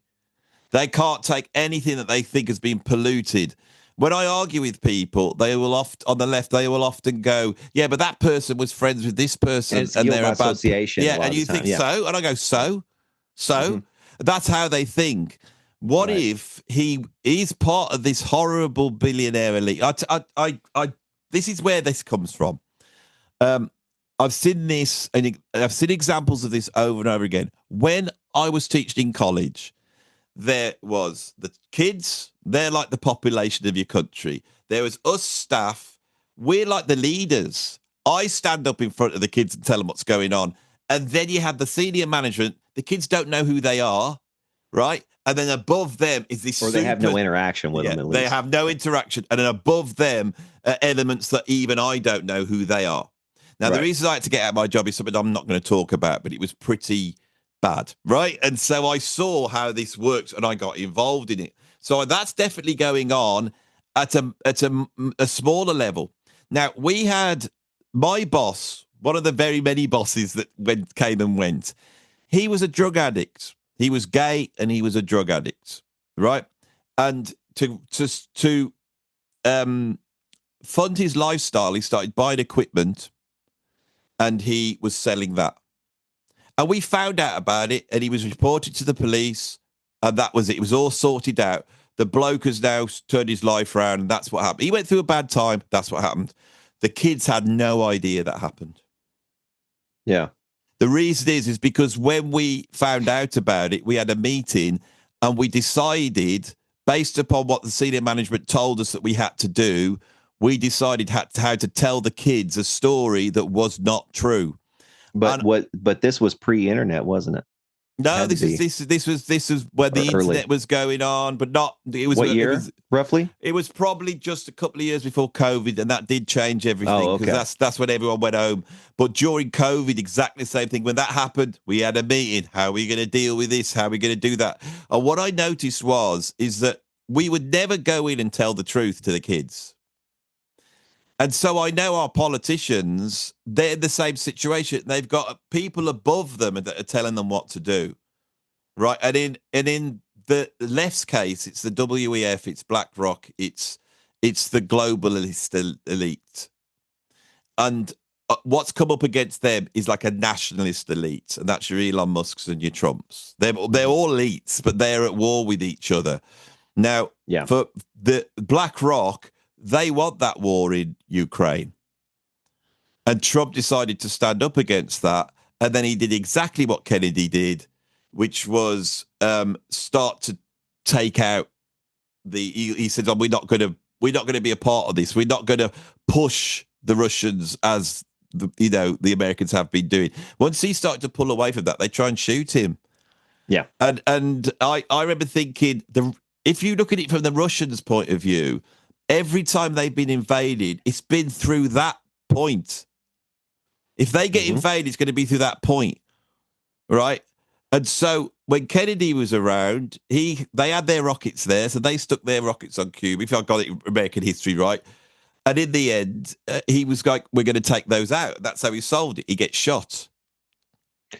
Yeah, and actually, it's interesting that you say that because as far as NATO goes, Finland has been part of NATO for how long? What, 15 years, maybe something like that. I mean, I it's been a wouldn't know. while Yeah, since Finland became part of NATO. So, I mean, they've already had basically NATO on their doorstep. But like you said, an invasion is probably going to come through Eastern Europe if one is going to happen. Yeah. And they don't want, and furthermore, they don't want, and for good reason, you wouldn't want it either. Missiles aimed at you from basically just on the other side of your border. Nobody wants that. That's the reason we told them to get their missiles out of Cuba. It's everybody can understand this, and to have just these destructive weapons. And this is my argument on the Iran thing. All it does really, when you get a bomb, is it gives you a seat at the table. Nobody in their right mind is ever going to drop one. Nobody in their right mind would ever drop one unless it was the United States when no one else had one. That's the point. When you get one, it's a defense. Okay, it's a deterrent. Stop attacking us. Stop trying to subvert our politics internally. Stop sending CIA over here to rustle up crap and try to overthrow our government, whether it's democratically elected or whether it's a dictatorship. Who gives a shit? It's none of your fucking business. Why are we deposing Assad, for instance, and then installing basically Al Qaeda? Yeah. Well, in Syria, what are we doing, and why would we do that at the behest of another government who is demonstrably criminal right next door in Israel? I mean, Netanyahu is about to go to freaking jail if he doesn't start this war. That's why he's having the war. That's why he's keeping it going, because as soon as it stops, as soon as there's a ceasefire and this is over, he's going to prison. Yes. And this is where I agree with a lot of these kids who are out here, man. I don't disagree with you kids out there saying this stuff about Gaza and stuff, man. I agree with you. This is bullshit. We shouldn't be coddling this crap. We shouldn't allow somebody like Netanyahu to tell us what to do with our foreign policy. We're sick of it. We're tired of it. The right is tired of it and the left is tired of it. And these are the issues where we should be coming together. Totally right. Saying, I agree. 100%. We all agree on this. This is bull. On my political channel, I've been trying to say this, and every time I do the video, I look at the comments. I thought, oh, I've come out on the side of Israel again, and I really wasn't on the side of Israel. I was on the side of no one. You try and argue. I've heard you say that, though. Yeah, I've said it. They're all bad. Yeah, and I go, I'm not on the side of any of them, right? And the reason I say that is because Israel, you're totally right about Israel. Hamas are Nazis. Hezbollah are Nazis. The Islamic regime of Iran are Nazis. It's a Yeah. utopian death cult. Yep. They're trying to enact a prophecy. It's not Agreed. about whose land is this or that. It's nothing to do with that. And so both of them are tribal. They're both tribal. And the thing is, we have to pick a side. And because Israel is like, Do we though? Do we? Do we have to pick a side? Because I think they call it isolationism, but I take the Ron Paul approach in that it's non-interventionism. I think well, that's what I was going to get to. Go ahead. This is what I was going to get to. Is that once you get to that position, you've got to take a side, and so that's where the argument's going on. So even our Labour government, they're going to side with Israel. Every single Western government will side with Israel, and Israel are using that to just basically kill people without any combat whatsoever. That's the situation we've got going on. Yep. But when you extrapolate a lot of these things back, as you have rightly said, in America, after the Second World War, once that you'd been drawn out of being quite an isolationist country that had served you very well, after the Second World War, this threat of communism, which is now portrayed as being a terrible thing, like the McCarthy era, but we could see that now. There is a revolutionary communist entity. So McCarthy was right. So what? I mean, everybody. Oh, that's McCarthyism. Yeah, the dude was right. Yeah, you didn't want that. So I think at that point, your government to overthrow firstly the Nazis and then the communists joined forces with your excellent organized crime you've got. And if there's one thing that America's got, it's brilliant organized crime. I know this is a British person, and knowing the fact that you cannot get a British band into America unless you've got a good management that can do the deals. Because British people will arrive in America, they'll go to New York to try and do some deal. This happened to my dad. You arrive in New York, you try to do a deal, and then suddenly the mafia or whatever it is has turned up. And we don't know about this in the United Kingdom. We just have like these gangsters, but you've got proper organized crime. And I think your country's suffering from a sort of your governments and organized crime have sort of joined forces secretly for many, many decades. Oh yeah, and absolutely. then they have been involved in quite weird interventions. Every single time I get into the history of something, America's at the bottom of it, causing it every single time. I mean, you must have funded Iran. I think you funded Iran, you funded Hamas, you funded Hezbollah, you funded Al Qaeda. Yeah. Every single one. The Americans started all of it. All of them. And the thing is, it's not some huge conspiracy theory because the Americans are terrible at it. It's like so bumbling. And like maybe this will fix it. I think it's so Machiavellian. It's Machiavellian is what it is. And I think we or the entities that sort of control things, they get together in smoky rooms. These kinds of people, the Bilderberg group types, right? I think these people are so Machiavellian because they realize that if they don't do it, someone else will. Always. And it's like and that's the game theory of human existence. Machiavelli, for all of his I mean, if you're an idealist, you don't want to view the world like that. Nobody wants to see the world like that. As a Christian, I don't want to see the world like that. I don't want to believe that's what people are. I know for a fact that's not our sum total of who we are as individuals, and that's not the relationship I have with my God. I believe it's a personal thing. But when tribalism enters in, there's always going to be that Machiavellian element. There's always going to be the fear of the hordes coming from outside to invade. There's always there's always somebody at the gate. And there's always got to be somebody on the gate to watch out for these people. So I think having my dad working in the car industry and internationally negotiating, so I got brought up in that household. When I got involved in the music business, he actually helped me out because I think part of the reason why I did quite well was because he was helping me get into it because he was explaining how these things work. And then suddenly into the music business. The thing about the music business that people don't realize is once you get into the top of it or you see the top of it, everybody is unbelievable at what they do. There's Yeah. this myth that like the pop artists can't do this, they can't do that. They might not be able to sing, but they are unbelievable at what they do. Everyone is brilliant, and everyone's doing their job at a ridiculous level, Yeah. right? And so you go up to any band, like say Pops, Beyonce. If you sat down with her musicians, they are the best. They're going to be able to play anything. Yeah, and they could, yeah. and you can't quite get your head around it. And on the Black Sabbath thing yesterday, every kid that was on the drums that they've just drafted in a session was way better than any of the legends that were up there. Yeah. The kids you've never heard of were just ridiculous, right? Right. Now, if that's the case, what are the billionaires like? They're like chess masters. They're like 15 moves in front of anybody else. Mm-hmm. That's why they're there. That's why they can do what they do.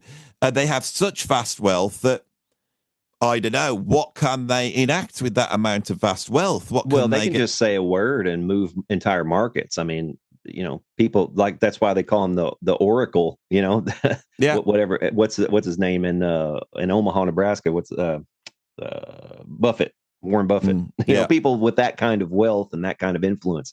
It's just like they speak words and the market listens and follows, Same with Elon Musk. Yeah. People trade on his tweets, and just totally the case. It's like, I don't know if I could tell that story. There's a lot of stories I've got. This is the trouble. Like you say, there's certain things you haven't experienced yourself of life. I know I'm a YouTuber because I've had quite a unique experience. I'm not some guy with a massive record collection as a fan. I'm a lecturer and I played in the business and I was quite a good player as well. All those things are why I've got the YouTube. Yeah. And so I know I'm bringing my personal experience of what I've gone through is where the YouTube comes from. But a lot of the stuff, there's so many times where I know I'm right, but I can't explain why I'm right because the stuff that really explains this stuff you can't repeat, you can't say verboten. Yeah, you can't. There's so much verboten stuff. Yeah, and this is kind of, I worry about this with actual, and I don't call myself an actual musician simply because I'm not out there trying to get gigs in the way that a musician should be out there trying to get gigs. And people who are doing that have to keep their mouths shut.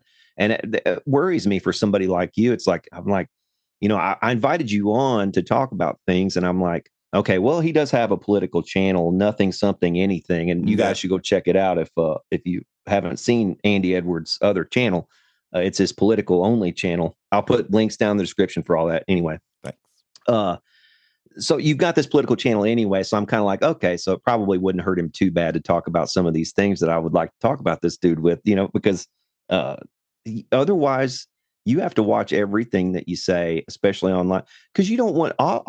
Also, it's interesting to me that you'll come out with, the 10 biggest bastards in rock and roll kind of thing, and then you're talking shit about but you're like, but I love these dudes, but they're also bastards, and that's what I admire about it, because you're somebody who has played with some big name people, I mean, not just Robert Plant, but I was looking at your online CV of sorts, Wikipedia, and I'm jealous because you have a Wikipedia page and I don't. That means you're legit and I'm not. But no, Bev Bevan. I mean, come on, dude. You actually played on a stage with that guy. People, Bev Bevan of ELO. Hundreds of gigs. See, that's incredible to me because I mean, and I was at ELO? Bev's. I was at Bev's wedding, where the best man was Tony Iommi. I mean, listen, that's royalty to me. I mean, that's honestly, man, that's they're my second favorite band of all time. I mean, they might even be my favorite band of all time. ELO. And my number one and my number one album of all time is El Dorado.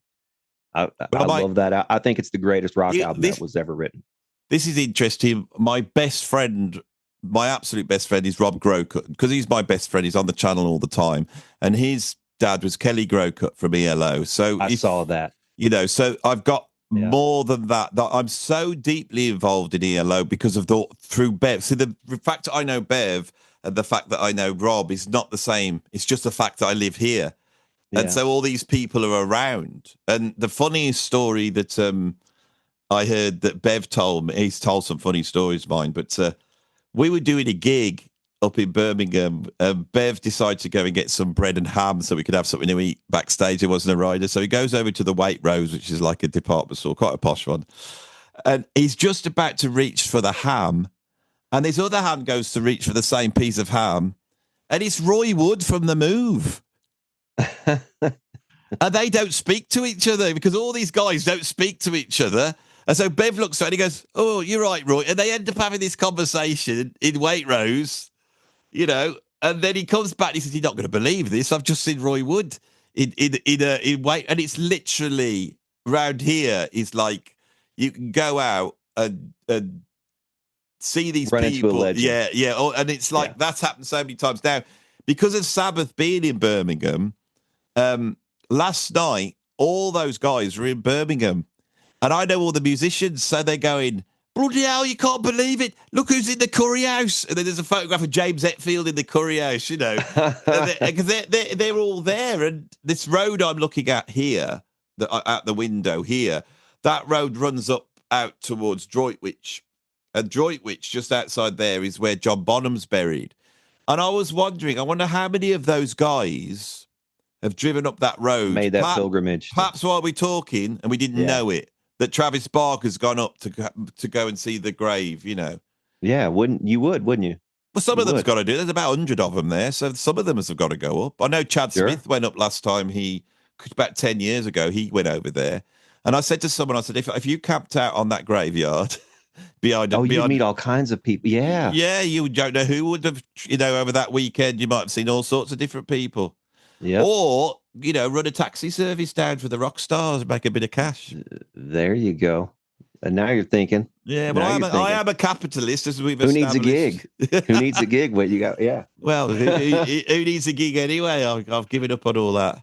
But no, that's what kind of worries me, man, about people like you, because you're fully capable and poised and positioned to get the sorts of gigs that people could only dream about, and yet you're still willing and able to talk about these things in an open and frank manner, which you've gained a lot of respect from me, which is why I had to invite you on, Andy. And man, thank you so much for talking with me. I don't know how long you want to talk, man, but we can talk forever. Like I said, I know we could. Well, we've done the politics, so I'd love to talk music with you. Let's talk music. And then you can have both videos and do a politics and a music one. I don't want to just come across as some right-wing muso that you've met on the net. I'd like but this is interesting. I had this because this thought occurred to me earlier. I was watching your video that went up today on your music channel, and it got me thinking. And this question popped into my head. It was like, politics and art, which came first? Arts. Which came first? Arts. Art or politics? It was art. Of course it was. Yeah, but those cavemen who went and painted those, cave paintings and shit, they had to have had some kind of politics. Like, there was a strong man in the group, was there not? There was a weak man in the group. There was there were men and women. They knew their place and they naturally came in. So at some point, politics had to play a role in them even being able to have the luxury of art. Don't you think? I mean, no. Because I think what happens is if you go back to it, politics starts to descend. And there's a certain point where you get down to Moss. And you go, has Moss got any politics? Well, they probably have. There must be some sort of hierarchy going on. There must be some sort of battles of survival. And then that's quite profound because you say to yourself, politics is about the battle survival, isn't it? And it's about hierarchies. It's about going out and getting stuff. And it's about then protecting the fact that you have got stuff. And I think, once we amassed ourselves into various villages, I think that basically the other tribe wanted to come and grab our women. Sure. And so we would have had to fight against that, us men. And from that becomes culture, society, and all these types of things. But to negotiate that, to decide as that tribe what the right thing to do is, I believe that's negotiated in the arts. So that's why I say it comes first. The truth is art and politics, they just can go back through the generations back to whatever. So, I had an album and it was these gorillas or some sort of ape was communicating by banging the trees and creating these rhythms. So that's music. You know, we're making music right from day one. As soon as we can. And we're having politics from day one. But I think politics as an activity, that sits within morals. So you have to have morals to have politics. And morals is based upon right and wrong, which has to be negotiated. Now, one of the things I think I've tried to get across on my channel, which I think is one of the good ideas I've had, is if you are a Christian or religious, you believe your moral values come from God, right?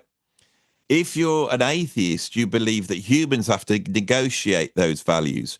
I've said that it's actually both the same thing.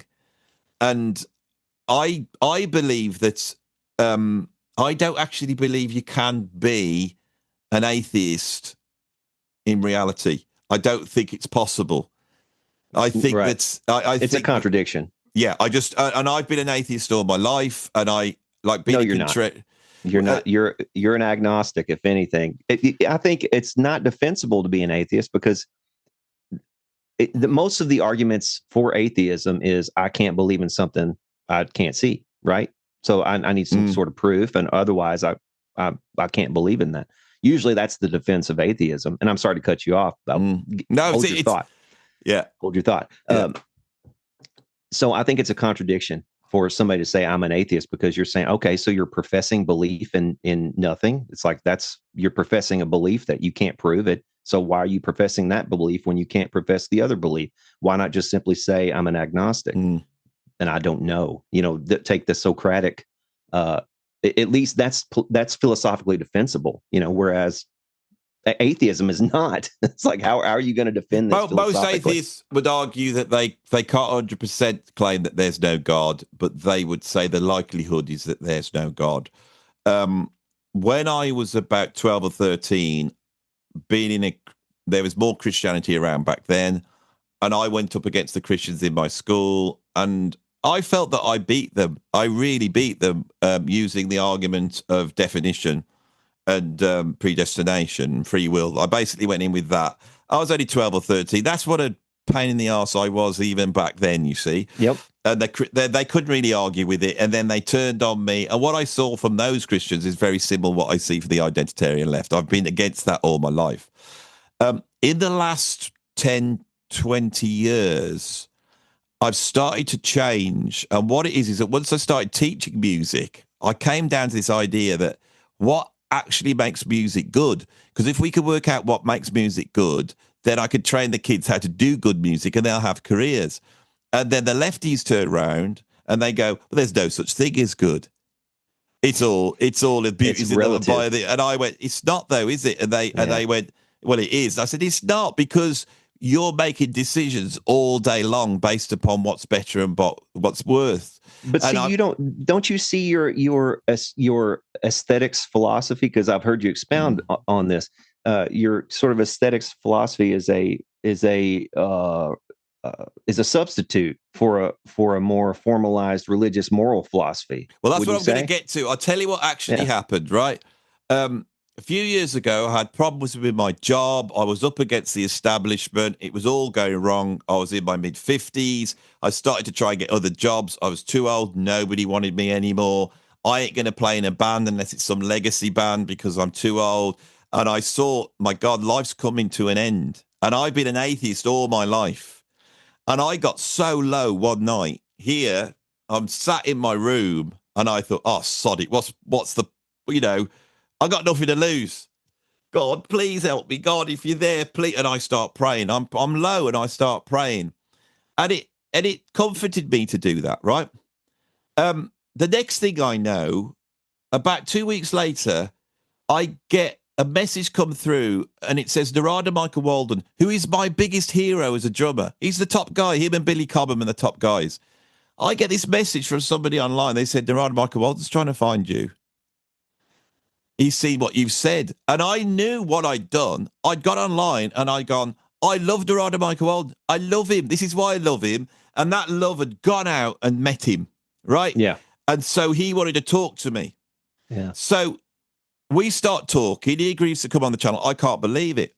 And it's my birthday. My birthday's close to him. And he goes, "And it's your birthday." He messaged me. He says, "What's your number? I'll give you a call." I'm panicking. My hero's about to call me up on my birthday. And now, Nigel Michael Walden is extremely religious. He was like one of the McLaughlin Santana lot. He follows Sri Chinmoy. They follow all the religions. He's basically a Christian. You know, that's where he's coming from. And I was very interested in what I would call esoteric Christianity. I was in my 20s. I really was interested in what I'm not one for organized religions, but the truth of what Jesus says is incredibly powerful and incredibly valuable. And I've always thought that, right? So Nigel Michael Walden rings me up and he goes, "How are you, Andy?" And I said, "I'm fine, I'm good." And he goes, "No, how are you?" And I said, what do you mean? He said, "How are you? Tell me how you are." And I said, "I'm not good because I was in a really bad way." And I'm sat. Isn't that interesting though to you, Andy? Yeah, because I've sat there. Yeah, I'm not doing this, and then I've got the guy that I discovered. Stuff happens to me all. Stuff happens to me all the time. But Andy. This guy is sick. I'm telling you, man. This is like, it's not just the fact that this bloke's rung me up. This is Nigel Michael Walden's rung me up. And it's asking you how you're doing. Yeah, and he shouldn't be in my life. Way. Yeah, he shouldn't be. This doesn't happen in normal life, right? Yeah. And then I go, "Yeah, I'm not so good, blah, blah." And he went, "Don't you worry." And he said, "Why?" He said, "Because at the moment, God is favoring you. You've got nothing to worry about." 2 months later, I'm fully monetized and it's paying all the bills. And everyone else is looking around me and said, "How have you done this? How much is your channel making?" I'm telling them, I've met YouTubers that are big, but they're not making the money I'm making. Yeah. I made just enough like this to be able to look after my family and pay the bills. No more, no less. And it's been like that since.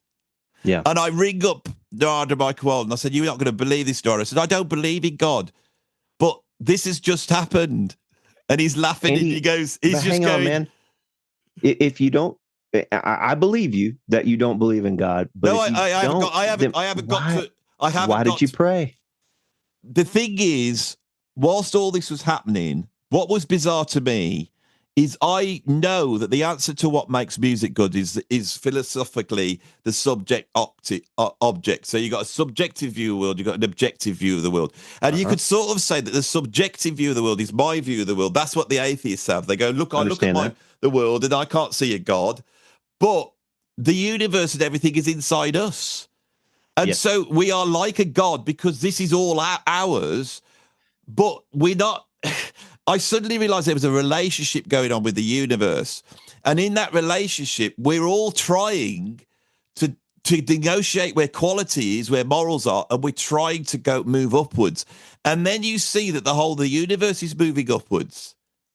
Everything in the universe is moving upwards. And then I started to think about consciousness, and I thought consciousness starts in an insect, and then it's in a dragonfly, it's in a whatever, frog, horse, monkey, a human being.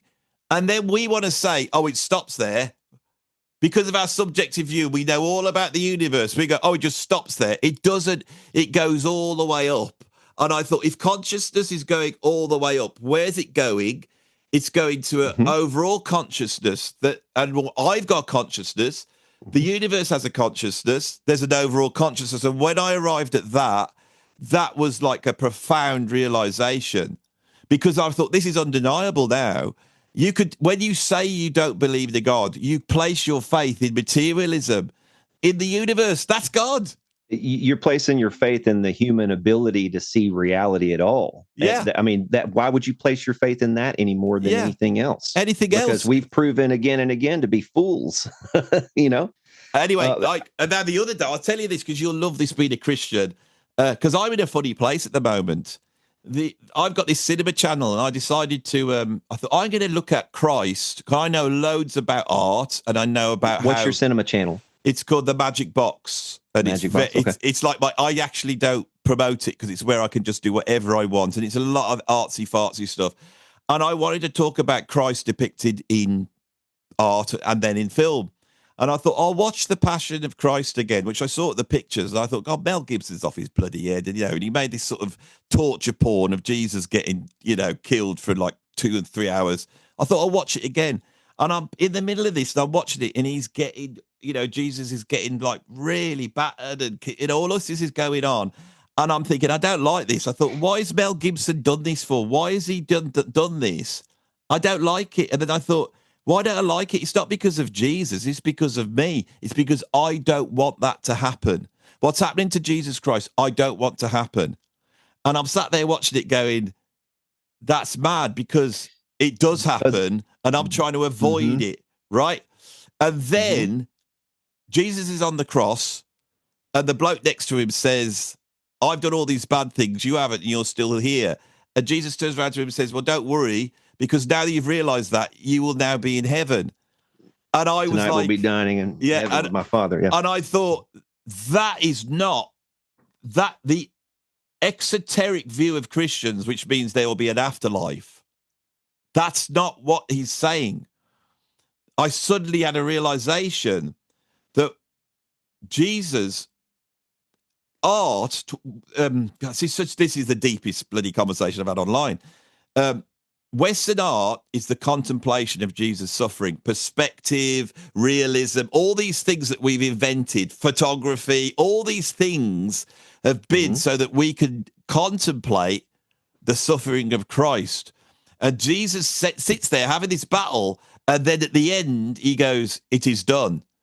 Because what he did, and this is undeniable, like the argument for God that I just said, this is undeniable. If you live in a Western liberal democracy, we have contemplated the suffering, and that's not Christ's suffering, that's our suffering. Yes. And if you want to avoid suffering, you have to contemplate the suffering, realize that it exists, and have the realization of that guy on the cross to say, I'm with you. Yeah. And I suddenly went, oh my God, this is heavy. It's not just like believe in Jesus, you'll go to heaven. If you want the answer to this existence, right, you've got to avoid suffering. And the only way you can avoid suffering is to accept there will be suffering. Now, the Buddhists would say that life is suffering. Life itself is suffering. But the Buddhists are saying the same thing. It's the same. Christianity is the same as Buddhism. Anyway, next day. I agree. Next day, I'm in a really good mood, right? And I'm moving all my records over to my studio. I get all my records in, all 2,000 or 3,000 of them, into the foyer of this big building. Then my stomach doubles up and I'm ill. Absolutely ill, like doubled up. I've got diarrhea. I'm on the toilet. But because I watched The Passion of Christ, I thought, you just got diarrhea, Andy. Stop fighting it and just accept it, because Jesus suffered on the bloody cross. Just accept this and be glad you're alive. And I went through that whole experience in a state of quite happiness, like almost laughing at it all. Yeah. Right. And at the end of it, I filmed a video and I sat down and I talked about Jesus Christ. I talked about this experience and I said, through contemplating Jesus Christ, I have been able to deal with this right here, right now. With your diarrhea. Yeah, I've been able to laugh my way through. I was doubled up. I was in a bad way. And I think also we do laugh about diarrhea because when diarrhea is like the worst thing, it is proper suffering. It's like embarrassing. Because Jesus isn't just, it's not just pain he goes through. He goes through being humiliation. Humiliation. He gets spat on, everything. Told that he's something he's not. Everything that we, and I thought, God, I have dealt with this here better. This Jesus Christ, the message of Jesus isn't about the afterlife. I don't know whether there's an afterlife or not, but I'm frightened about it.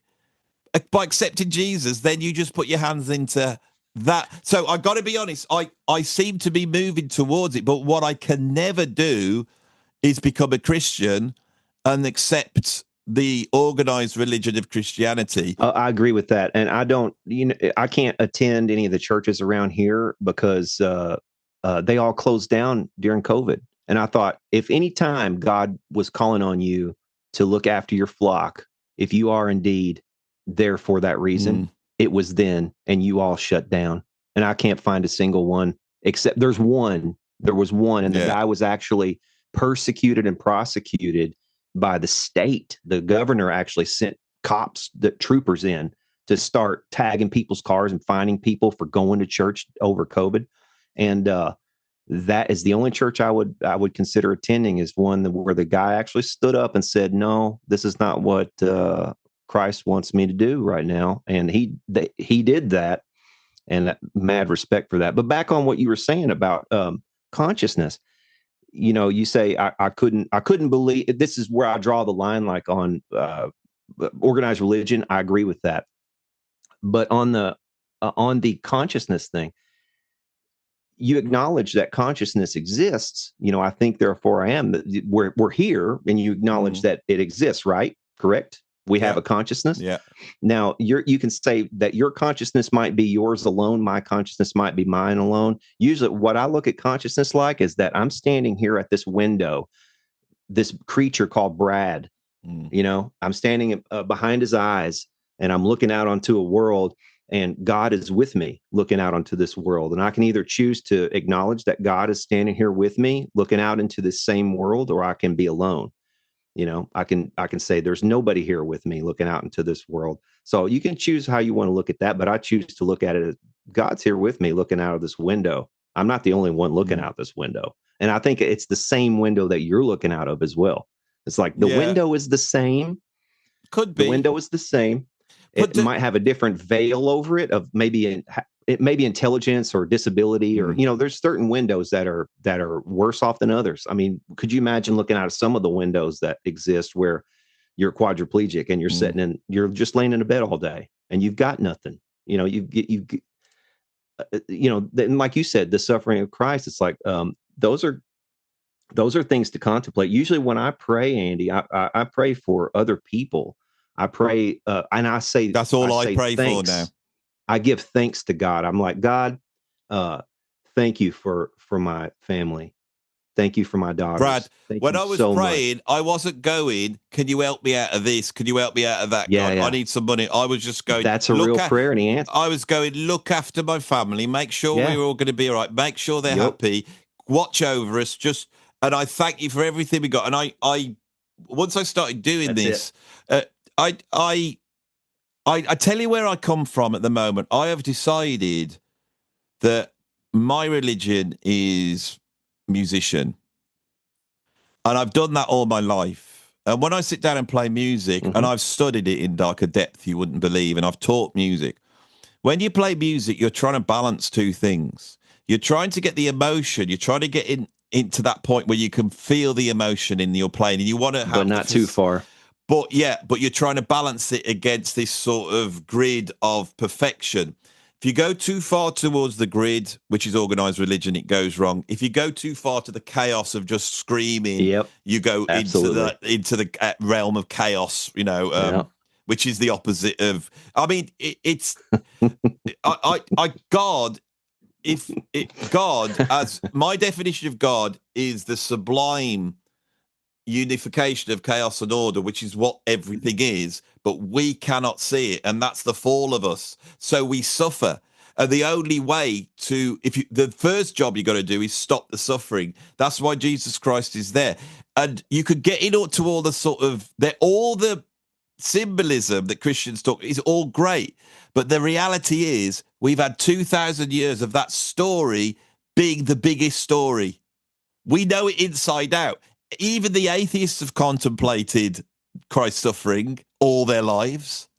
Everybody in this society, culture, has contemplated the suffering of Christ. And so when he turns around and goes, I have come to suffer, to take, yes, it's done. And so when he says it is accomplished, he's right. At that point, once he'd gone through it, it was accomplished, because he knew that it's as though the world's changed now. The world's changed forever, and it has. No atheist can deny the story. Anno Domini, brother. And the thing is that the story in a Western liberal democracy that's embraced rationalism, with all the positive stuff that has happened, we have demoted the story. We've demoted art, we've demoted music, we've demoted creativity, and we don't value it.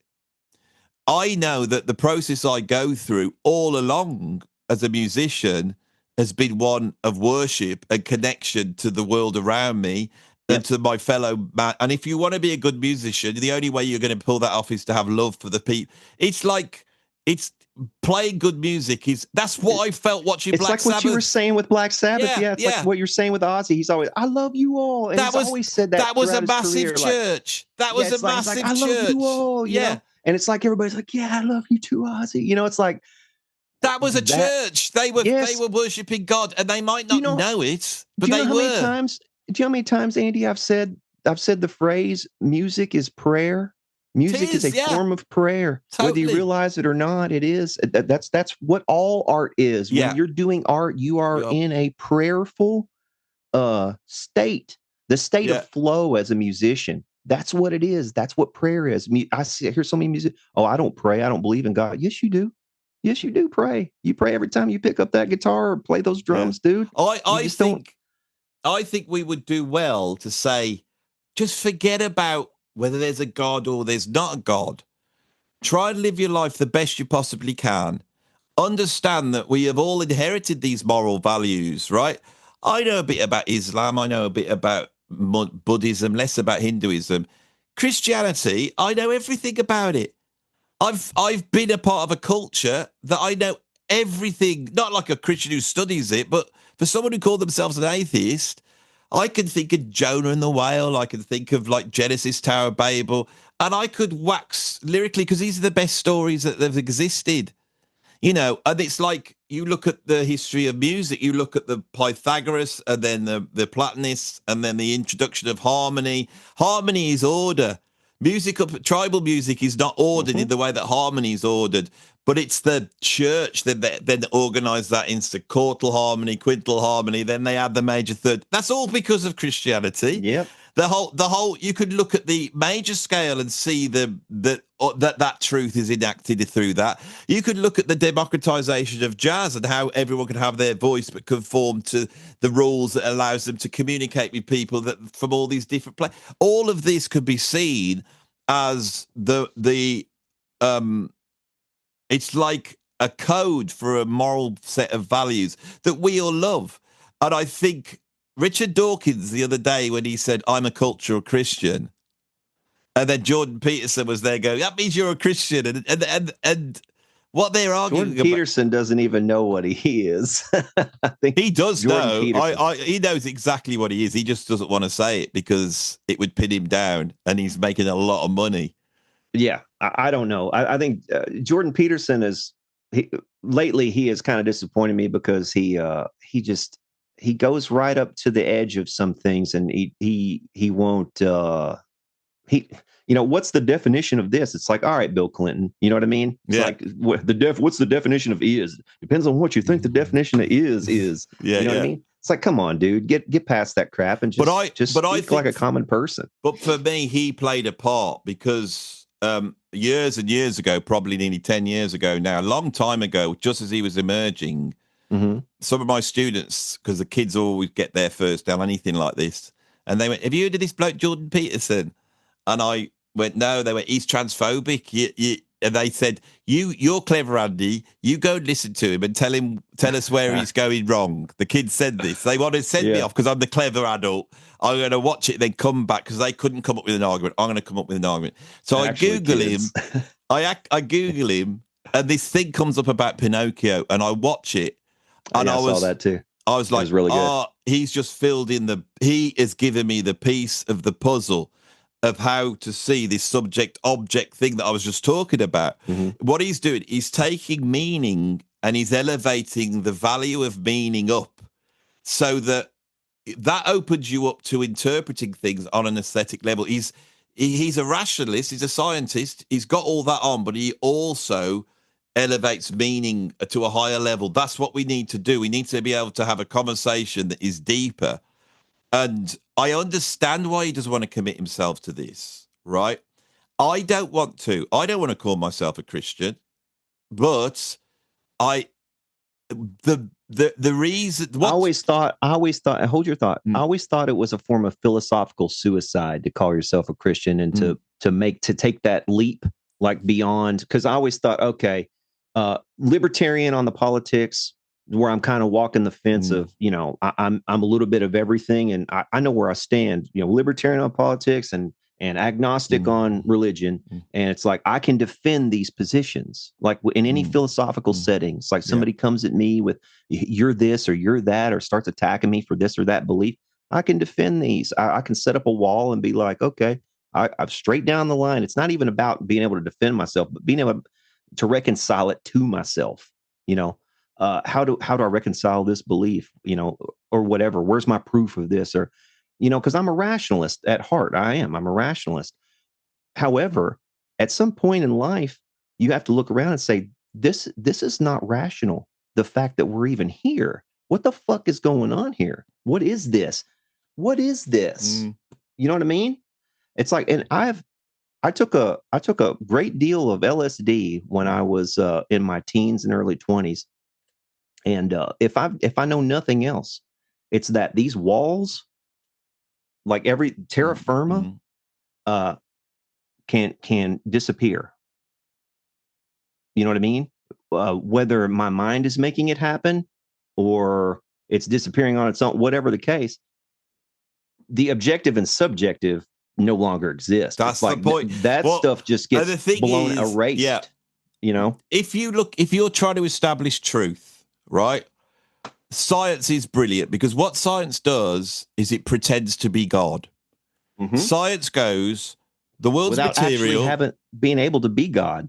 But it makes assumption. It goes, there's a set of rules to the universe, and those rules apply throughout the whole universe, and we can find out what those rules are and work out what is true. But the way we do it is we have to get out of our subjective human view, and we have to sort of see it from above. So we have to do all these experiments to give us a view which would be best described as godlike. So the scientist tries to emulate God's view. Tries to be God. Tries to be God and see how God did it. Sure. Right now, they would go, yeah, but that doesn't mean we believe God exists. I would go, well, just take that away. Stop worrying about whether he exists or not, because in the end, you're acting like he exists. You see what I'm saying? And then on the art side, we've got to decide whether something's beautiful or not, and that has to be continually negotiated. And we have to do the same thing. So you go, well, I think this is beautiful. Right, I think when you play the guitar like this is beautiful, and then you put it out there, and everyone goes, no, it sounds terrible. This is what X Factor is. This is what Pop Idol is. Oh, that's all terrible. But when somebody hits it right, what it means is that individual view of beauty is sort of the same as a lot of other people, and so it creates the subject object is brought together in art. Now, what's interesting is sometimes artists come out and go, I think I've got another way of being beautiful.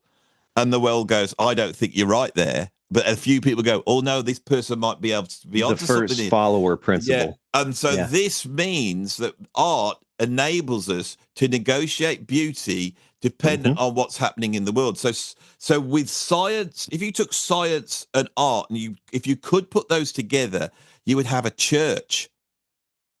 A church is the combination of science and art. It's like a classroom surrounded by art, music and pictures and light and space and gestalt and all that subject-object thing you've been described. If you imagine, like, for the most of the time of the Christian church, if you were just living in mud and everything's brown and you're burning your own feces, and then you trek 20 miles, which takes you about 3 days to get there, and then you walk into a church, it's like taking LSD. And so that transformative thing, and this goes deeper in, because the depiction of Christ suffering on the cross in Western art shifts dependent on the actual cultural, what's culturally going on at the time. Mel Gibson played the blinder. He made a film in Latin, which is basically a bloke getting tortured for a couple of hours. No, I think it was in Hebrew. Hebrew, Latin, and the other one, I can't remember the other one. 3 languages. Greek, maybe? Greek, that's the one. Yeah. He shot it in that. No company would give him the money. It's the biggest profiting independent film of all time, because what he did was, at that time in Western culture, he provided the story we needed. And when I watched it as an adult, because I saw it when I was young, but watching it the other day as an adult, I suddenly went, oh my God, I've got Jesus Christ. Because up at this point, I'd be walking around for the past 10 years going, I sort of believe in God now. I do believe in God. I'm not sure about a Christian. I don't get. And then I suddenly got it. I said, oh my God, he came here for a reason. Try not defining things, man. That's kind of where I've gotten to. It's like I, I'm, I just sort of talk to him, and I don't give a shit what the definition of it is. I don't No, care. I nobody don't give does. a That's fucking what shit. nobody You know, should. it's like, Brad, you cuss like a sailor. You can't possibly be a Christian. It's like, fuck off. You know what I mean? It's the like, thing, that's a definition that doesn't apply to me. the thing I that don't care. the thing I haven't said is that I've had periods in my life like this, and I know what's got me there. I've had an interesting life, and at 57, I've become this YouTuber, and I know the way that I'm YouTubing is not like anyone else YouTubes. Yeah. I don't even know where I'm on. 1 minute it's broad comedy, next minute it's philosophy, next minute it's Yep. it's like criticizing people. Next minute It's art, Andy. it's art, yeah. And What you do is a form of art, and you're not writing anything, so it's not like it's a performance. It's performative. It's performance art. Is what it is. Going in front of a camera and talking about these sorts of things. This. When we're talking like this, especially when you're on the own, you talk about praying. When you're doing your YouTube videos, no one else there, and you got the camera, and mine are completely made up on the spot. And Right. I'm listening to what I'm saying, going, I don't know what I'm saying anymore. Yeah. I don't know where this is coming from. And when you play an instrument, if you're good enough and you work, you might get that glimpse where you go, I ain't doing this anymore. And Yep. every great musician says, and the great musicians like Coltrane, Miles, Al Oldsworth, all the ones I love, they're connected. They say they're connected to something else. I felt it with the YouTube channel. I know that all the ideas I've had that have been like people have been into, I haven't said those ideas. I hadn't thought them before I switched the camera on. Yeah. They were given to me, and then I've got all my heroes going. All the heroes that existed in the subjective world, the people who weren't real. Last Friday, I was sat with Sting. Yeah.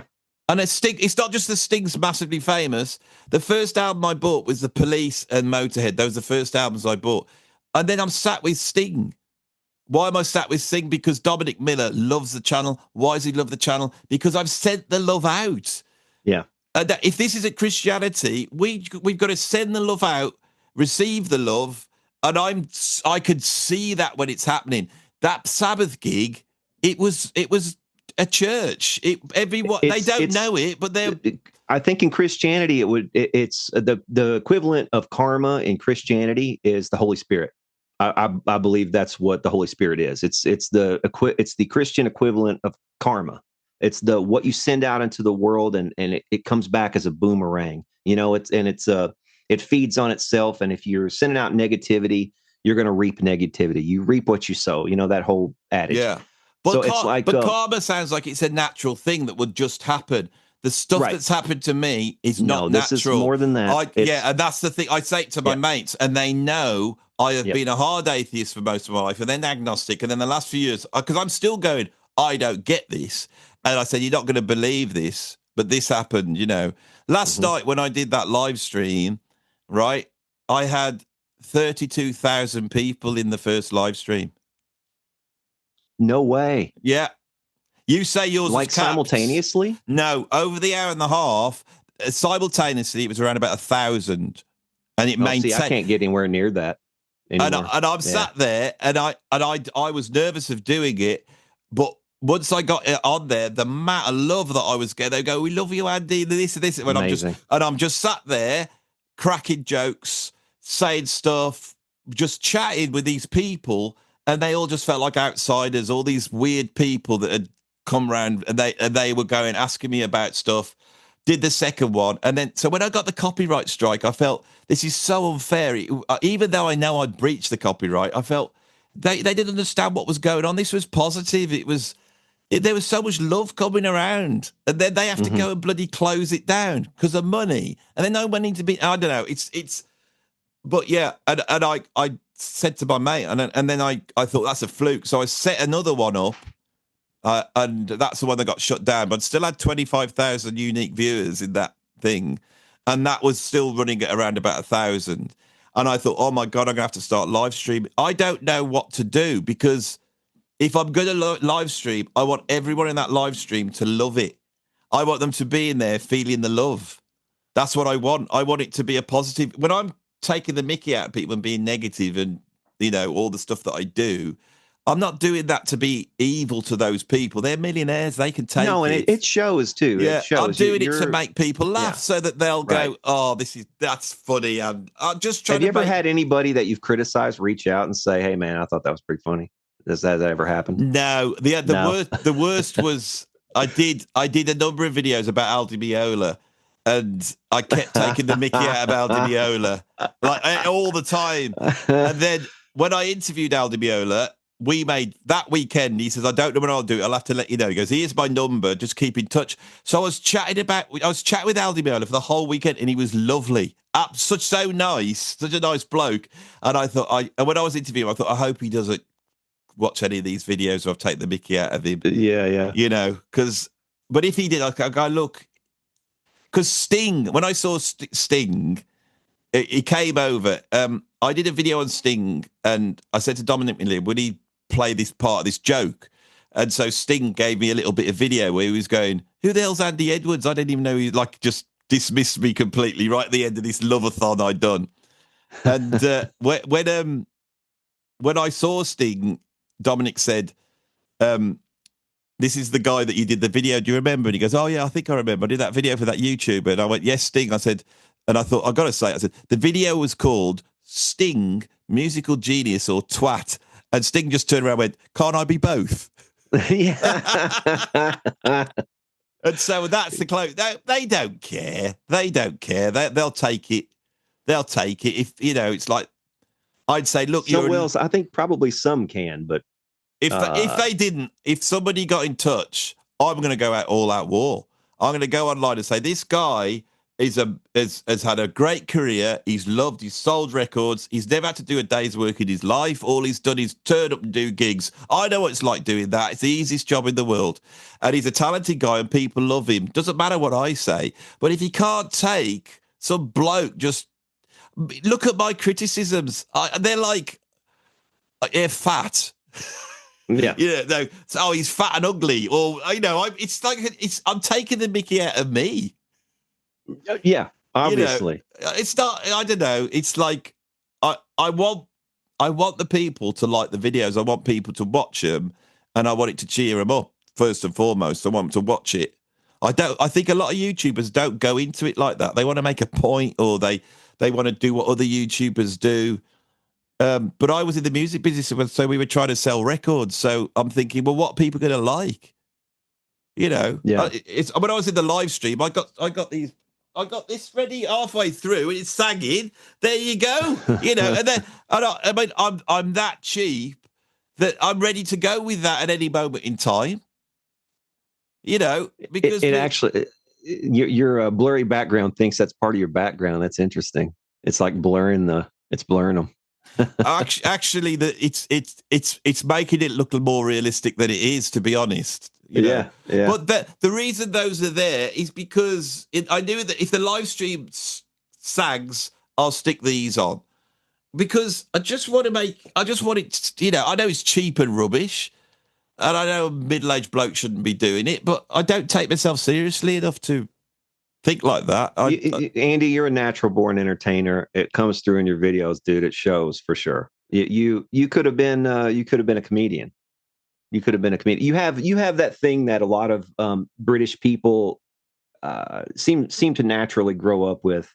You have absorbed the British humor, the Monty Pythons, all that stuff, and you sweat it out.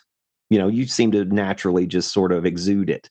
And it's when you get on a tour bus, if you're going to survive in a band, yeah, right, you can't sit there not talking. You can't be moody.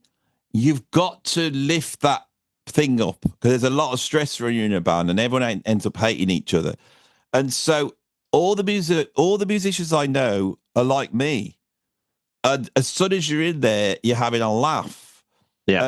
And there's I mean, every single band that I've been in has been like this. And so when you meet someone like Sting and he walks in, I can't help but I just started up as I normally would. And he sits down then, oh, we're having the crack. Brilliant. And we start up, and we're just having a laugh. And he's going on about this and telling us stories, and we're telling stories. You're just telling stories. Oh, this happened to me and this happened to me. And the thing I love about,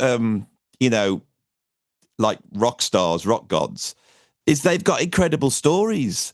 And so when once you get them talking, they'll go, you'll tell a story you think's good, and then they'll go, oh, God. I mean, Bev Bevan, you talk about Bev Bevan. Like, we're backstage once at this gig, and I'm telling some tour stories, like telling them about the time I fell in the animal pit in the zoo, and all this stuff, and I'm in the penguin pit, I can't get. So I'm telling good stories. And then Bev goes, when we were playing with Black Sabbath, he said, we went to this bar, and he said, we sat there, and he goes, Tony Iommi, for some reason, tried to set fire to the waiter. And you're like, okay, come on then, Bev, tell us the story. Do you need a reason, really? Yeah, I mean, so he says, he's set fire to this bloke. He said that, he goes, the waiter, he's not happy. So he starts to, they start to have a punch up. He says, this waiter, he's the son of the head mafia guy in Spain. He says, he rings up his dad. His dad puts a hit on us, me and Tony. We don't know what to do. He said, we come out the bed. He said, we ring up Don Arden, Sharon's dad. Yeah. Ring up Don Arden, like, let's you're a mafia guy. Can you call off this Can you sort this out? Guy? And Don Arden's like, yeah, don't worry about it, guys. Don't worry about it. I mean, I've got Don Arden stories I can't tell you on here, but he says, don't worry. Don Arden arrives in Spain, or his people do, and they put it to bed. It's like, Don Arden, music manager for ELO Black Sabbath, quelled the mafia. And anyway, so the story was they were playing in this ball ring, and Bev was still worried about getting shot. And so he turns around to his drum tech and says, how many cymbals have we got? And he says, we've got about 30. And he goes, I want them all. Put them all up. I knew you were going to say that. And he's telling this story, and I'm like, I got nothing. This has got everything. It's this stuff. And I've missed loads of bits out. Do they make titanium cymbals? And I think, who did I interviewed somebody the other day. Was it Brian Yates from Diamond Head?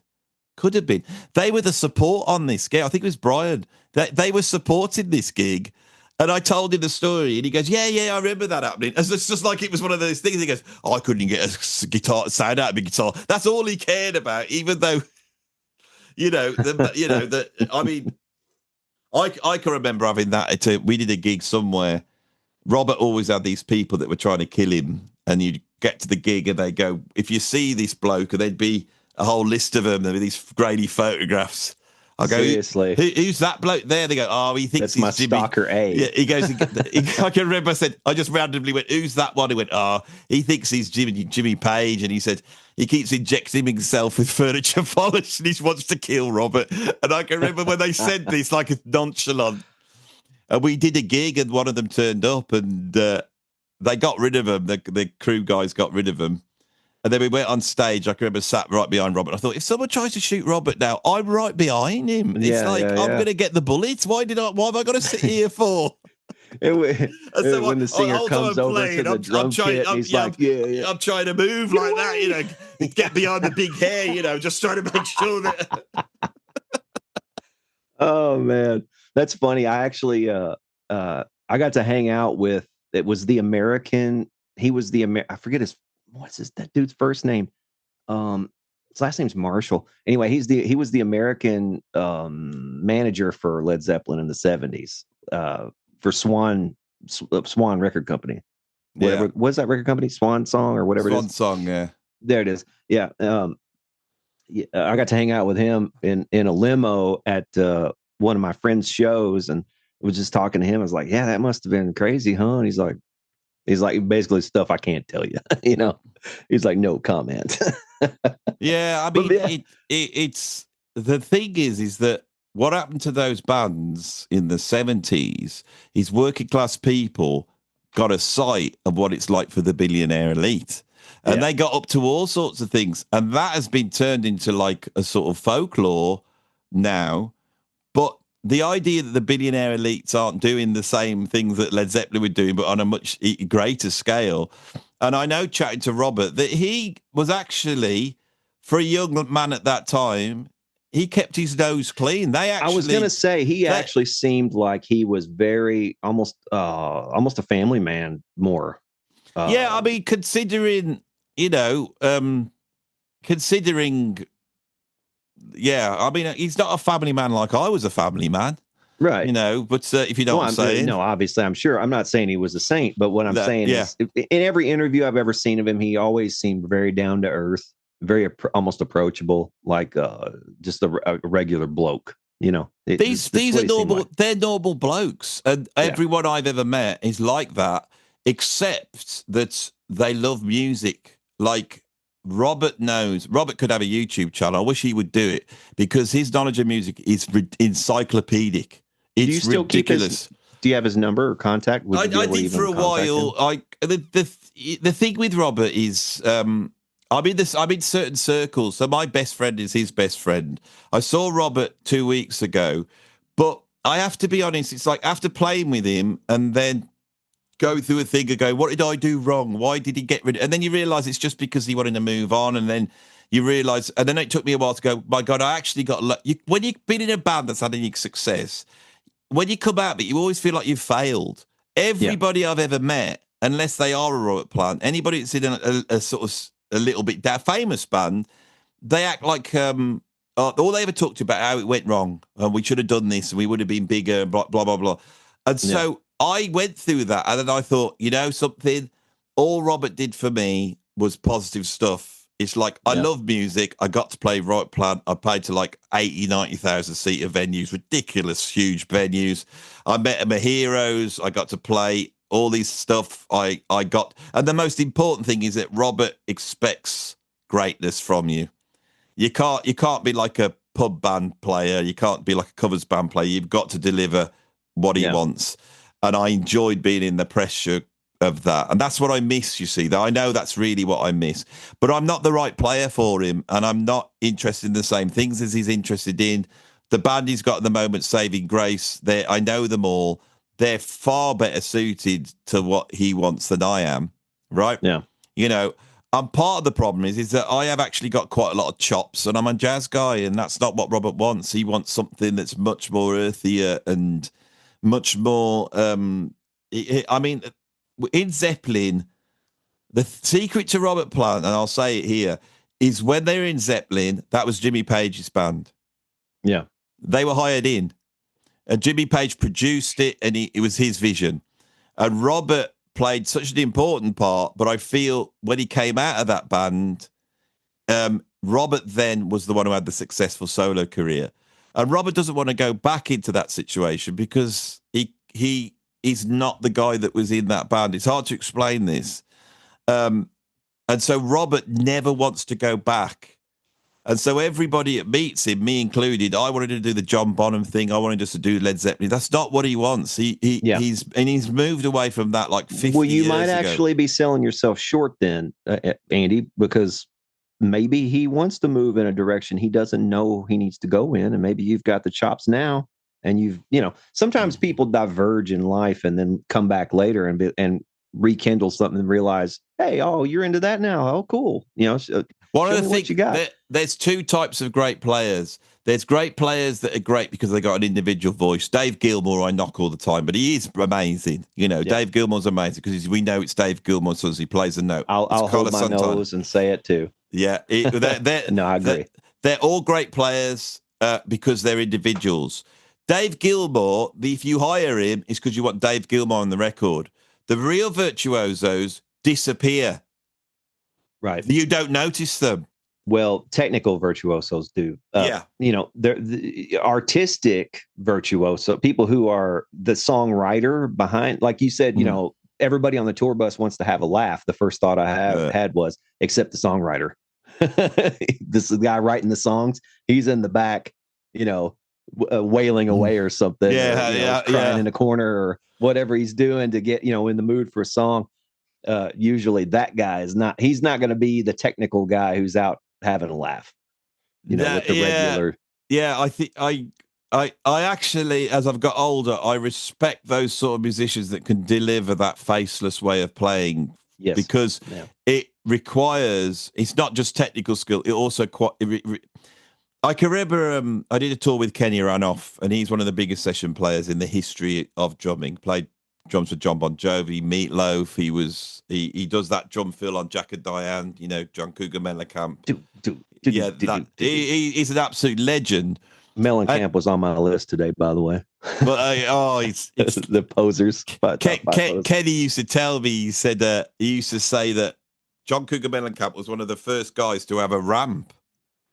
He's frozen. Yeah, sorry, you froze a little bit there. He was one of the first guys to have a ramp, and like he would come out and he would say, "We just walk down to the front of the stage, grab the mic, and then just pose." That was all worked in, Literally a poser. Yeah, literally. That's how they started the gig, was him posing at the end of a ramp. Now everyone's got a ramp, but Kenny once said to me, I said, "How did you become a good session player?"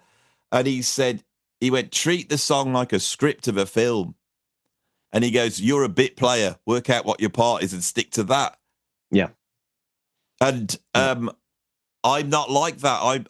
I all the people I love, they stick out like a sore thumb. And I want my playing to stick out like a sore thumb. Right. And if I'm playing with Robert, I'm the sort of person that goes, right, this is brilliant. There's 20,000 people up there. I am now going to grab my bit of the limelight. And a lot of drummers are like that. And it's easy to do. To actually disappear into the music is difficult. I mean, I saw Dominic Miller play with Sting. Dominic Miller's such a ridiculous guitarist because he could disappear. He could sound like Andy Summers, and then Sting gives him a look, and then suddenly he's Dominic Miller. Yeah. And he can play whatever, and he'll go from writing signature parts like, Shape of Your Heart, which he wrote, and that's Dominic, totally, and it's based upon a John McLaughlin arpeggio. It's Mahavishnu. Shape of Your Heart is Mahavishnu Orchestra, as Dominic told me. He could do that, but he could also knows when to do. This is really hard to do. I just play. Stuart Copeland just played. He could never disappear into the music. This is why Sting couldn't stick him in the end. And he wouldn't back off when Sting gave him a look. Yeah, no. And Andy Summers was the same. The Police are amazing, but once Sting had got confidence as a songwriter, he wanted to be able to do more, which means the musicians have got to sit up into his vision. And Stuart Copeland just gets in there and plays. I mean, his drum part for Message in a Bottle is genius because he can't remember what he did on the first verse. He can't remember any of the parts. He's just jamming. And you could tell when he comes back to the second verse, the drum beat's completely different. Can't remember what it is. Right. And you can actually hear it that he's feeling his way out. He's doing like these reggae things, and then he goes into like almost a disco, and then it's like, oh, maybe not that. Maybe this other thing, and he does, like you said, about 3 or 4 different beats, like in the first verse. He's like trying to find his footing or something, but it just works. The other guy that does this, who I love, and I've never mentioned him on the channel, is Mick Fleetwood. I love Mick Fleetwood's drum. He's not a virtuoso, but the thing with Mick is like he is so in the pocket. But you also, it's like he sits there and it's like, when am I going to come in? I tell you, you're never going to guess what I'm in. It's like, the way he punctuates certain parts of the song, like he'll punctuate it's almost like he's back there listening to the lyrics. Actually, he's listening to what the audience is listening to, and whenever the lyric hits, he does some kind of punctuation on the lyric. Totally. And the other guy that does that is Keith Moon. Keith Moon's absolute chaos, but actually, if you listen to it, he's playing. I won't get food again. There's a gap now. And John Entwistle's doing it in his own way. And so Pete Townsend just comes slashing in with these chords just to try and put some markers in it. But yeah, every drummer's, being a drummer as a kid, I was into all the fusion guys. I was into chops. I was wanting to play fast. That's what I was into. It's taken years and years to start to realize, oh my God, this person is really good. And I've done a whole video on Meg White from the White Stripes, right? People might criticize her, but every drummer, if they're in that band, would be playing a rock beat through everything. She plays a part for every bit of the song. She's got no chops at all, but she'll create something which is unique. Yeah, for that bit of the song, you know. And that's the same with it. That's kind of the folk. You know, there's the accomplished kind of classical, choppy kind of great musician, and then you've got the guy who's untrained, who's like, you know, it's more of a folk mentality or a blue, you know, a blues untrained. Like musicians who are untrained usually come up with the most important stuff. Like, you know, I always kind of use the example of Kurt Cobain, because if you listen to his guitar parts, that's why most guitar players are really split on that guy, because it's like, oh, it's so easy though. But yeah, but you wouldn't have written it. You wouldn't have even thought of that. It's like, that's the point. You would not have thought about that combination of chords in that way at all. And when he goes into that solo, that wouldnn't have been the solo you played. You would have played some choppy thing that wouldn't have even fit. You would have been blues based scale or some shit. Yeah. It wouldn't have fit at all. It wouldn't have fit the timbre of the song or the feeling of the song at all. It wouldn't have dug down in the guts and just ripped them out, you know, like this solo did. Which was also just maybe one or two notes just going, you know, which that song and also needed. they're a power trio. Yeah. Soundgarden's got two guitarists, Pearl Jam's got two guitarists, I think, haven't they? Way more regimented when you've got that rhythm guitar. You have to kind of regiment everybody, and you're way more free with it. But they're a trio, and it was funny because a band I can't stick, Blink-182, I hated all that when that happened. But watching that Sabbath gig, that you ended up, and I knew it was going to happen. You got Chad Smith on stage, you've got Danny Carey from Tool on stage, and Travis Barker, and you know the one that kicked everybody's ass. It was Travis Barker. Watch the solos. He's a better drummer than Danny Carey, and definitely better than Chad Smith. And the reason is he's more flexible for sure. He's more flexible. It's just the chops. Watch what he's doing. He's doing stuff that they can't do. Have you listened to Enema of the State, the whole album? No, they're incredible. That's what I'm saying. As a power trio, that album is fan-fucking-tastic. I mean, Enema of the State is a great album, Andy. I mean, you can say I don't like Blink-182, but that album right there, they are posers kind of in their own right. I almost actually put him on. Almost put one of them on this list. Travis Barker's a serious player, drum corps, jazz based. And that solo he did last night, and he's doing everything, and you can see Chad Smith going like that, and he's spinning the sticks while he's playing. It's just, and it's so on, and even though it's live, and he's doing the job, and I knew it's because Blink-182 are a brilliant band. That for them to be able to play that, and somebody's singing, you know, that guitarist is singing, I don't know his name. And so they got to do that live. That's hard to do. It's like when I saw Sting the other night, you think, bloody hell, he's playing the bass and singing like that. That's why it's hard. A power trio is hard. Anyone who plays at a power trio can play. Totally. You know, so the general public, they don't quite understand it. You know, this is one of the things that I mess with on my channel. And I don't come and say outright, but I mess with it because I know there's a whole bunch of drummers that think Neil Peart's the greatest drummer that's ever lived, like the best drummer in the history of drumming. But then you watch videos of him sitting down to take jazz lessons from this just, you know, old jazz guy. Yeah. He's like, what now?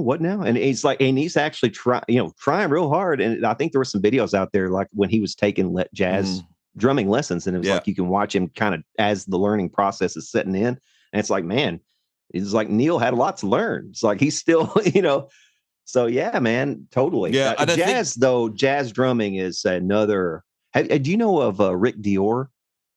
Have you seen his channel? No. Write that down because for jazz drumming, you'd like that dude. I mean, you want to talk chops? That he's out of this world. He's really good. But man, yeah, jazz. I'm a dabbler in drums. I've been playing drums as long as I've played guitar. And yeah, man, drumming, my left hand is just so weak. You know, I have so much work on my left hand. Do you have that? Do you still have that to this day? Or are you over it? My left hand's not as good as my right hand, but it's pretty good. Yeah. You know, I play the guitar and I play the drums and I play the bass and I play a little bit keyboards. And I've got some chops on guitar. I can play the guitar. I can play it fast and I know all my jazz scales. I could do all that. I could play through giant steps if I wanted to. I could do that on guitar. But the technique I have on guitar is nowhere near what I've got on drums. And that's all that I say that because it's always been a mystery that my drum technique is so much further past my guitar. I play them the same amount of time. I'd probably put in more work on guitar now.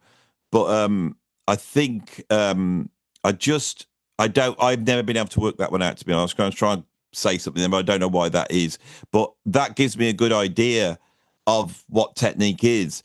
I do teach guitar, but all I'll teach is jazz guitar because it's just shapes and scales and approaches to soloing. When it comes to teaching technique, how you hold the plectrum and stuff like that, even though I've got a bit of chops on guitar, I don't know that stuff. On the drums, I understand the technique. And it was when I started to look at the cognitive science aspect of learning an instrument and applying that to drums and the journey I went on with that. Plus, I was doing drum clinics. So I'd be sat there with Simon Phillips or Thomas Lang or, these. I mean, I can remember sat with some of the best drummers in the world, like about 10 of them at this drum festival. And they were all talking about Neil Peart. And it was that conversation that made me realize, my God, if I'm going to have to do... when I did the overrated drummers, it was so I could talk about Neil Peart because the way that they were talking about them, and you knew that it was cathartic because they could never say this in public. Right. It was basically these drummers who were proper drummers, like Simon Phillips is there, and they were talking about Will Calhoun and all these guys. That they have to stomach the public thinking that Neil Peart is such a great drummer. And in reality, he's like that next to them. And they weren't saying that. They weren't being arrogant, but they were just, what they were saying was like, what's the worst question you get asked at a drumming clinic? And they say, when someone asks you about Neil Peart, then this other guy, real legend, goes, yeah, I can't stand that question. Yeah, you don't know what to say because if you say, well, he's okay. Wait, do you want me to pull an Andy Edwards and tell you my real thoughts on this? Or do you, yeah. No, I mean, like Dave, there's so many Dave Weckl and people like that. It's just, just silly Dave or Billy Cobham and just silly drummers, and not to even mention like Buddy Rich, There's literally kids coming out of college now who would just destroy Neil Peart. Oh, did you see that? That real young jazz kid. That really young, and he's good looking kid. Yeah. He's got the Buffon kind of hair. Oh, the Kreutzmann bloke, the Buddy Rich. Yes. Yeah. That guy. Oh, I mean, what? And then that guy, that Brazilian guy, with the nose ring and stuff. That dude, he's just like he's playing one handed, drinking his coffee, it's like. Well, you see, for me, I don't rate that as that is when I think of a technical drummer. There's a drummer in the UK called Ralph Salmins, and he played the drums on Bjork's "It's Oh So Quiet." He's a drummer on that track, session player. I remember doing he's great. Then he did this drum event. I was doing the drum event, and Ralph turned up, a very humble guy, and we got chatting, and he goes, "Oh, you're not going to believe what happened to me." And I said, "What?" He goes, "I was doing Eurovision Song Contest last week."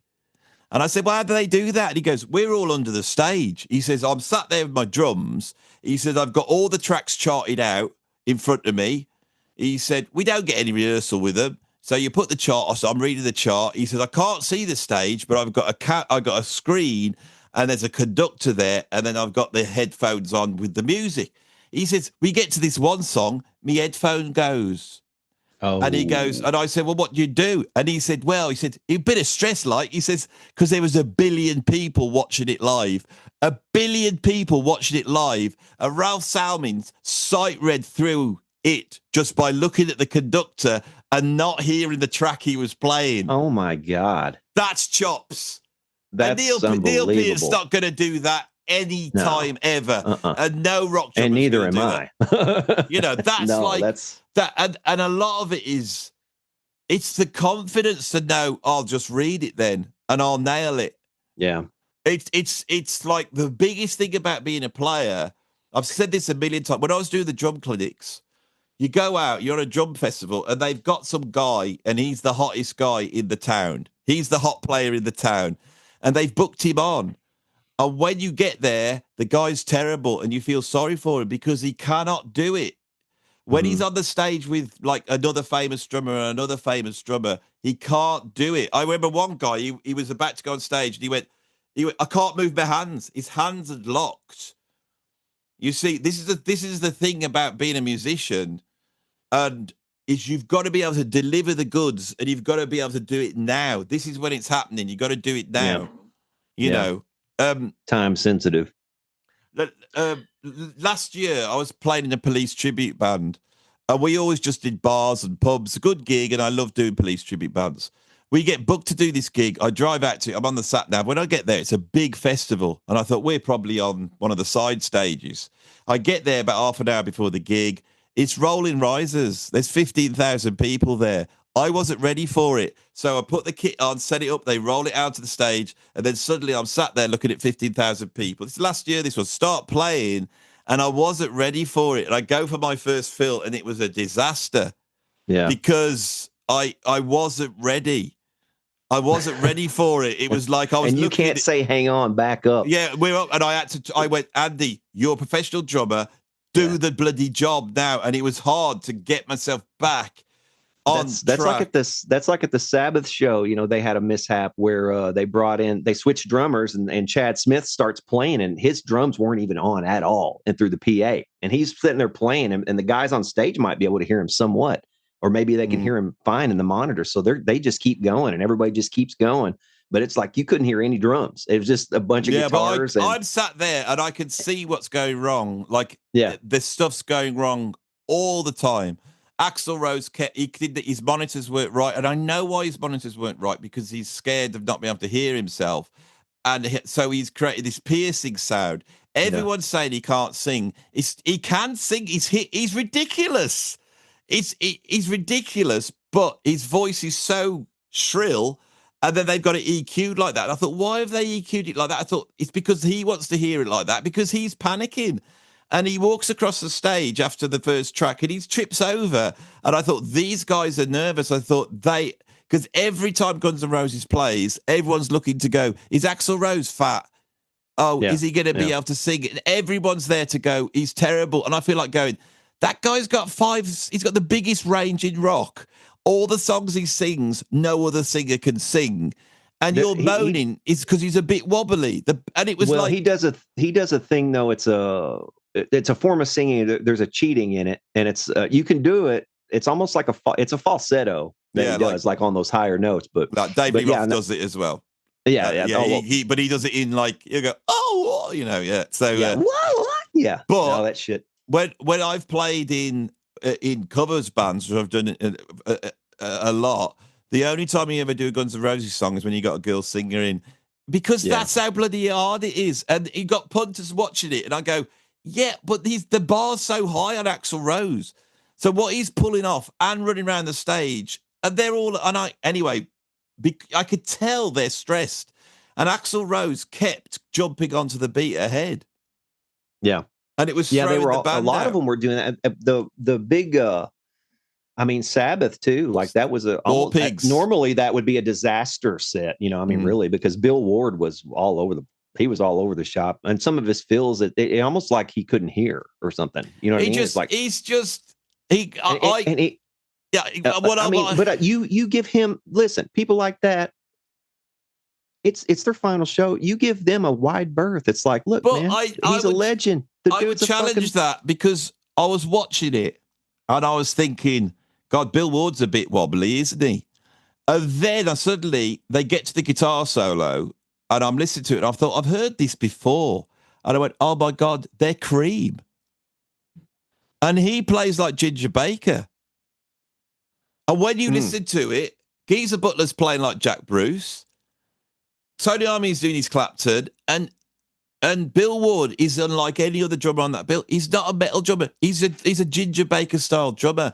And Ginger's feel was massively fluid. And I think when they got together, they had to adjust for that, because I don't know if you noticed, as the gig went on, they started to adjust for Bill Ward's fills. They started to go, okay, we get it now. Follow Bill on the fills. Got it. Because they would have following the drummer. They would have had metronomic drummers, and this is probably why they didn't want Bill in the band, because he's not a metal drummer.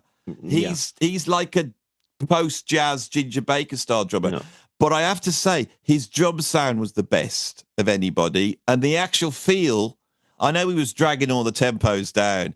Oh, But way dragged that I one mean, song. Iron Man was just Oh, Iron Man was way slow. I really, was like, yeah. how is he even singing that like this? Like, I can't even play it that slow. No. That's hard.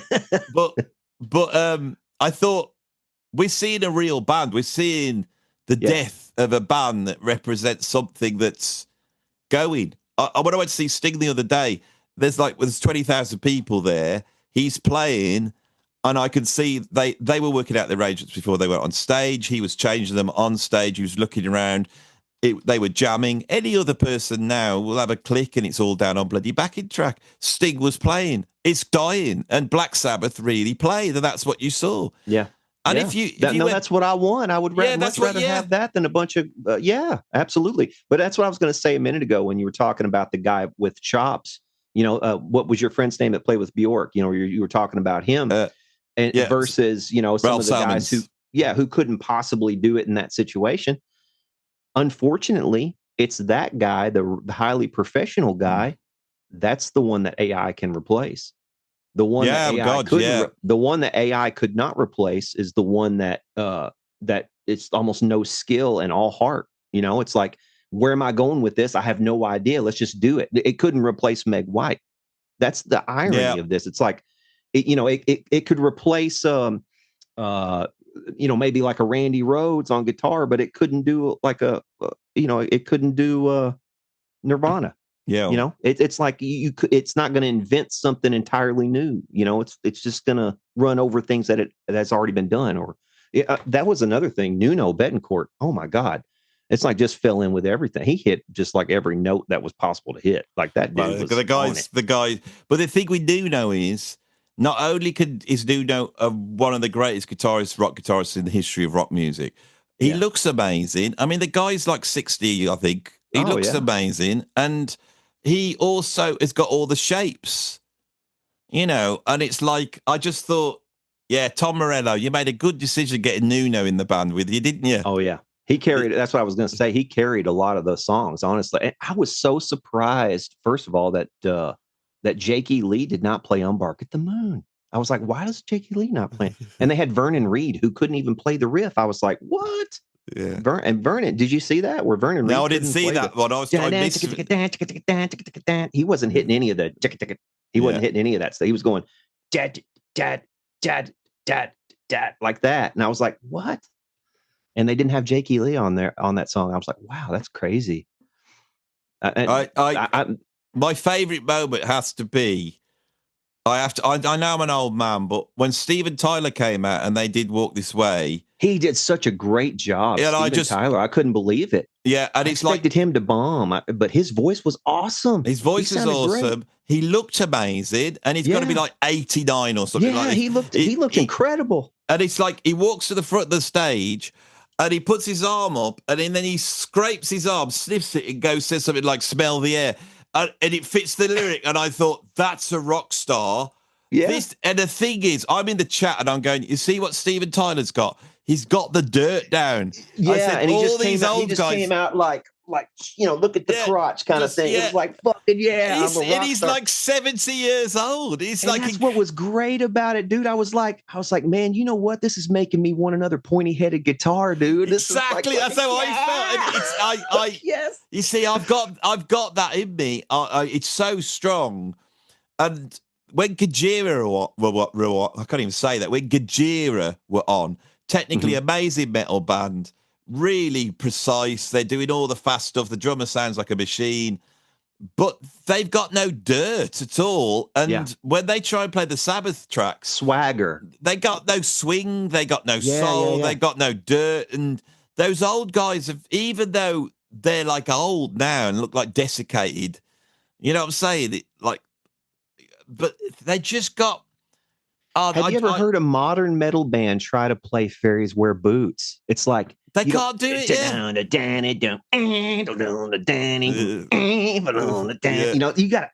Yeah, I know. It's like you've got to have almost it's almost a James Brown, like, you know, the whole Tammy show thing. If you ever watched that Tammy show, James Brown perform, it's just like he's falling to the floor. And it's like, wow, you know, and they're coming out putting the robe on him, and it's like, oh, it's fucking incredible. I mean, this is like, but that's what you got to have, that swagger, that, you know, the Jagger swagger, I guess. It's like all those rock guys, all the Birmingham rock guys, you know, the Bonhams and Rock Plants and the, you know, the ELOs, all those guys, Sabbaths, all those guys.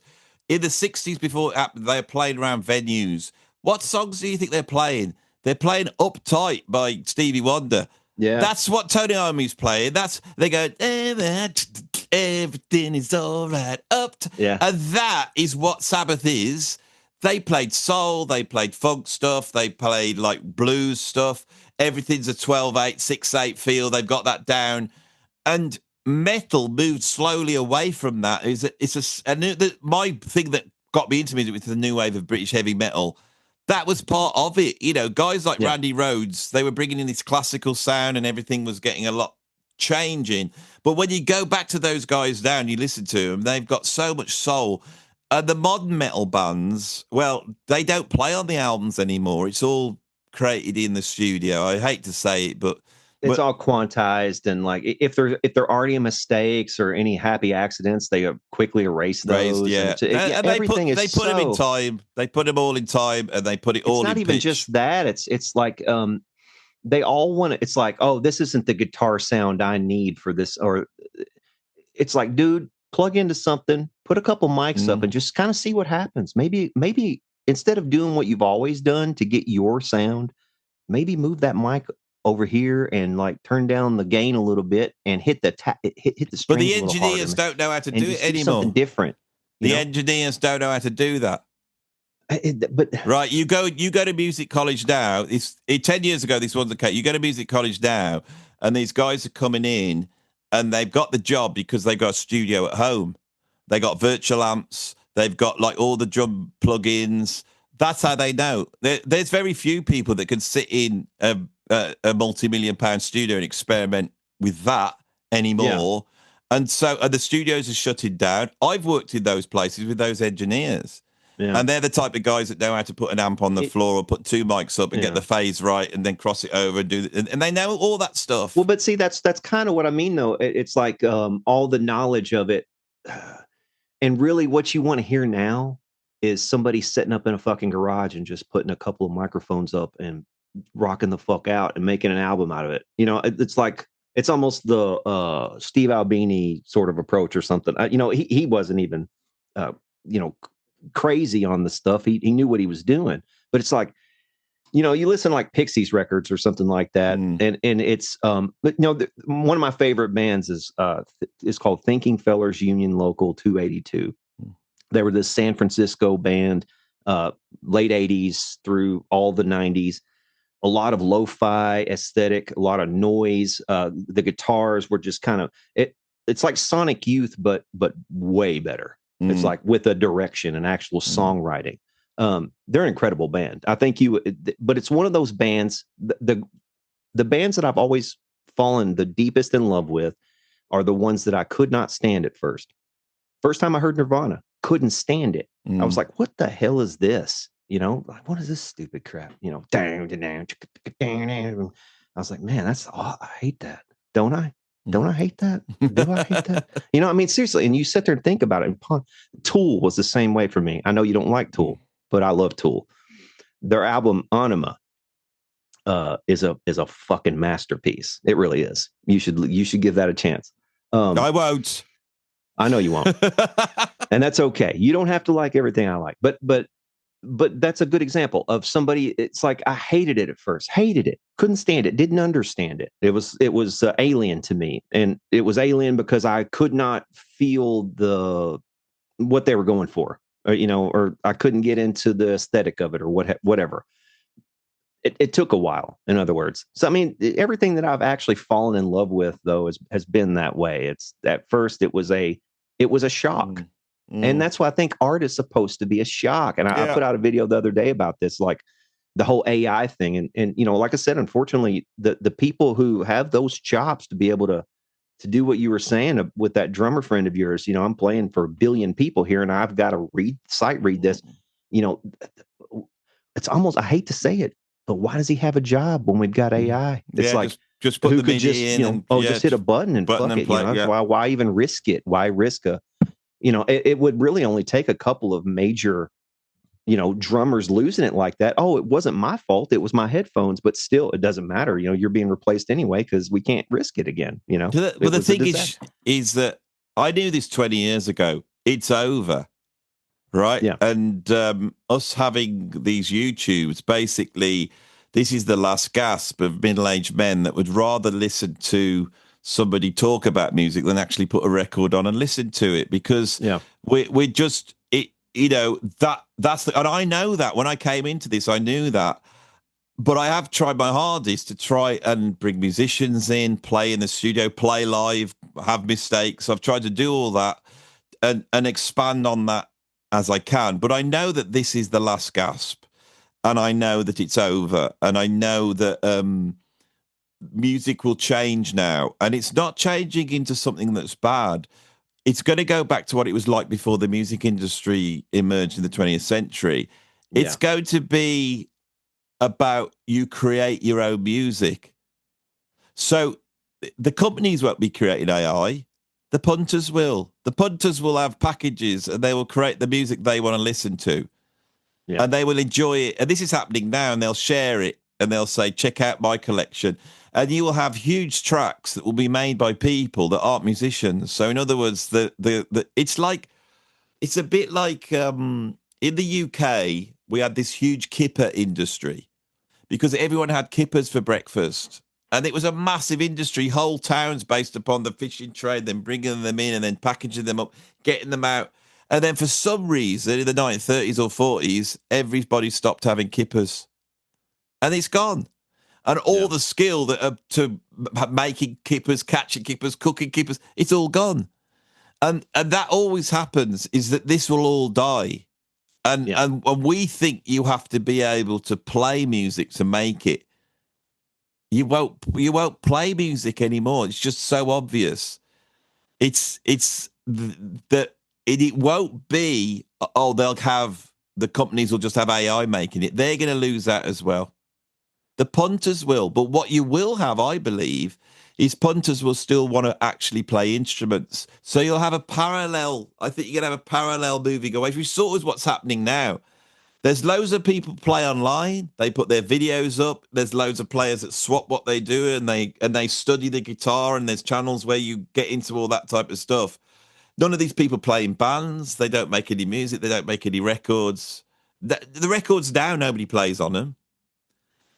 So I think we need to develop the actual real playing as a thing. And I think us YouTubers need to say, well, we're the people who are going to be the distributors of this, which is why I've done a lot of effort of trying to I've now got my big studio, and there's a recording studio in there. So anybody could turn up and play, and I can film it. They can play live. I can put it out and it will reach people. And I'm hoping that one day someone like Sting will go, when I'm on tour, I'm going to dip down Andy's studio. I'm going to do a set there. And then it becomes seen as a place. And then because I'm running it, I can democratize that and say, well, 1 minute we'll have a superstar. Next minute we'll have a local guy. Now we'll have this jazz thing. Now we have just something. And I could try, and that's what I would love it to turn into, is a place where people can play and reach an audience. And what you'll run into is the audience that you've developed with your channel isn't the same audience that you would be trying to reach with that content. And you would put that stuff on your channel only to have it fail miserably. And you'd wonder why. Oh, this is the real stuff I'm passionate about. Why? You know what I mean? This is like the thing that everybody wants to listen to me like talk out of my ass. But you know what I mean? And that seems to do well. But now that I'm putting up things that I'm actually, I have some passion in, this is a passion project, something I really want to happen. But the way I see that is that I believe that the most important part of my audience, and I bet you feel the same way, the hardcore people who watch most of the videos and they follow what you're doing, that's your real audience. That's much smaller, but they're hardcore.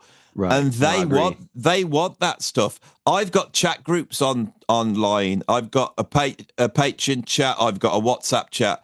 Those guys aren't sat there talking about old prog bands and Led Zeppelin. They're talking about they're proper music fans. They're open to whatever, everything, and anything.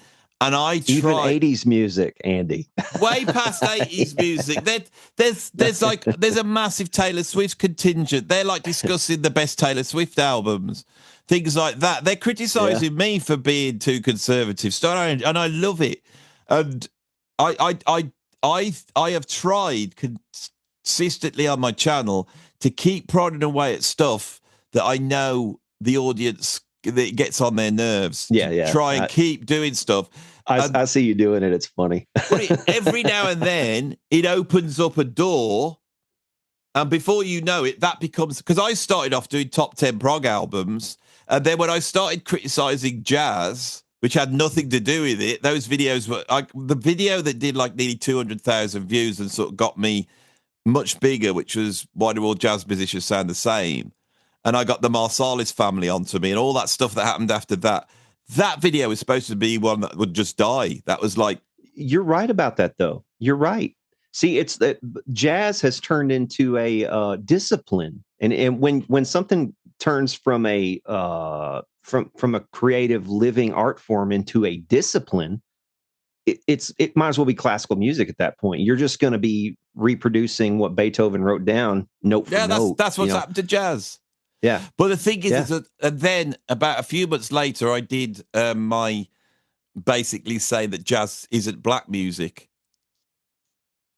That's why I'm here talking to you. That's where the identity politics came in. No, that's why you've gotten shoved over onto my backwoods of a chair. Because when I did that video, you see, more recently I've been getting a different type of criticism, and that's why I moved over to the politics channel. But what started the politics off is I started to talk about jazz history, and I was going, no, jazz isn't a black music. I was going, it's American music. Well, I mean, look at Benny Goodman. Look at, 100 other. We could go 100 earlier jazz musicians that wasn't, it was a mixture of people. It's a mixture. It's like a mixture of people. It's like the same thing talking about like God, right? Jazz is famous because it was created in the most multicultural city on the earth at that time, New Orleans, a port city that had not just black African Americans and white Americans. It's also got Creoles. It's got Latin Americans. It's got the Native Americans. It's got the widest culture. And there was supposed to be... Where would jazz be without that French gypsy sort of influence? Well, the thing is, even without getting using that amount of logic, what the hell is jazz being created in the most multicultural city on the planet when it was just the black people? The black people must have been warding everything off. They must have been turning up to the rehearsals going, oh my God, I just walked past, there was an Italian playing, I heard him. Oh, can you get it out of your head? Yeah, I know, because we've got to keep this pure, this style of music. Us black people can't invent jazz if we listen to anything else. Yeah, I know, but look at the instruments we're playing. They're all white instruments. And it's like Italian clarinet technique, and we're using classical arrangements, and it's like the harmony comes from the West, and the rhythms have all come from Latin America. It's got Sousa marches in it. It's already got all this. Yeah, I know, but just don't add any more in it. Do you remember Congo Square? What about accordions and zydeco? It's like, where'd you get that accordion there, fella? And it's like, but I in the end, I did a documentary. And I went, so I know, if there's one thing I know about, it's the bloody development of jazz. But the thing is your American sort of identitarian black left, they really went for me. And this one guy had this one channel, and he was making, like, he was a double his subscribers. And now I'm going on this thing, and they're going, he's a devil. He's a white devil. He's trying to take the music away from us. They want to steal it from us. They've stolen everything. Everything's cultural appropriation. And I'm going on there and saying, it's me. I've stolen the jazz off you. I've got it in Birmingham, in Kidderminster. I got it locked up in a box. It's terrible. It's horrible. Can't have it back. I'm exposing it to British brass band music at the moment. I've got it here. You're not having it back. There was one point where I got into an argument with British black people, black jazz musicians, and they were going, "You shouldn't be saying this. This is black music. It's our music." And then the American black musicians, I'm going, the British black music is saying it's their music, and the American black musician goes, "No, it's not. They had nothing to do with it." And I was going, "Whoa!" It's like, you have that argument with them, and they were going. That I said, but they're black, and they said, "Black doesn't mean black. Black means American." At one point, they were saying black means black all those American. African Americans who live in Britain. Yeah. And I was going, I said, honestly, here in the UK, if you're black and you say I'm black, it doesn't mean you're American black. It means you're British black. Really? Yeah. Is that what they call themselves? Yeah, get out of bloody America. There's other black people in other countries, like Africa, for example. Yeah, even the Africans, though, are African American. You didn't know that? Yeah. I always thought that Louis Armstrong was the greatest African American, but now I think it's Elon Musk. Charlize Theron made that joke at one point, but now she's actually collecting little black kids. Is she? Oh yeah. She's one of those stars who she collects like black kids from Africa that she adopts. Yeah. Like Angelina Jolie was doing that as well. Yeah. Oh, it must be wonderful. It must be wonderful sat in your mud hut in Africa, living there with your bones through your nose. And then suddenly some rich American lefty arrives and they'll go, "Please pick me. I want to sit by the swimming pool and hang out with Tom Hanks." Yeah. Oh, the whole thing exactly. is I was almost there, and then yeah. Oh, they're gonna pick me. Oh, God. I was right beside the one who got picked. You're not gonna ever get picked. You're ugly. Oh, why do I have to be the ugly one now? They're gonna pick him. And wait a minute, just look really sad. Just look the saddest you can possibly look, like a dying animal. When I was taking on the American black left as I was, I've got friends in the UK that are African. They're not like the sort of Windrush Jamaican immigrants. A lot of my friends, or few of my friends, are African, and they come here quite recently when they were little.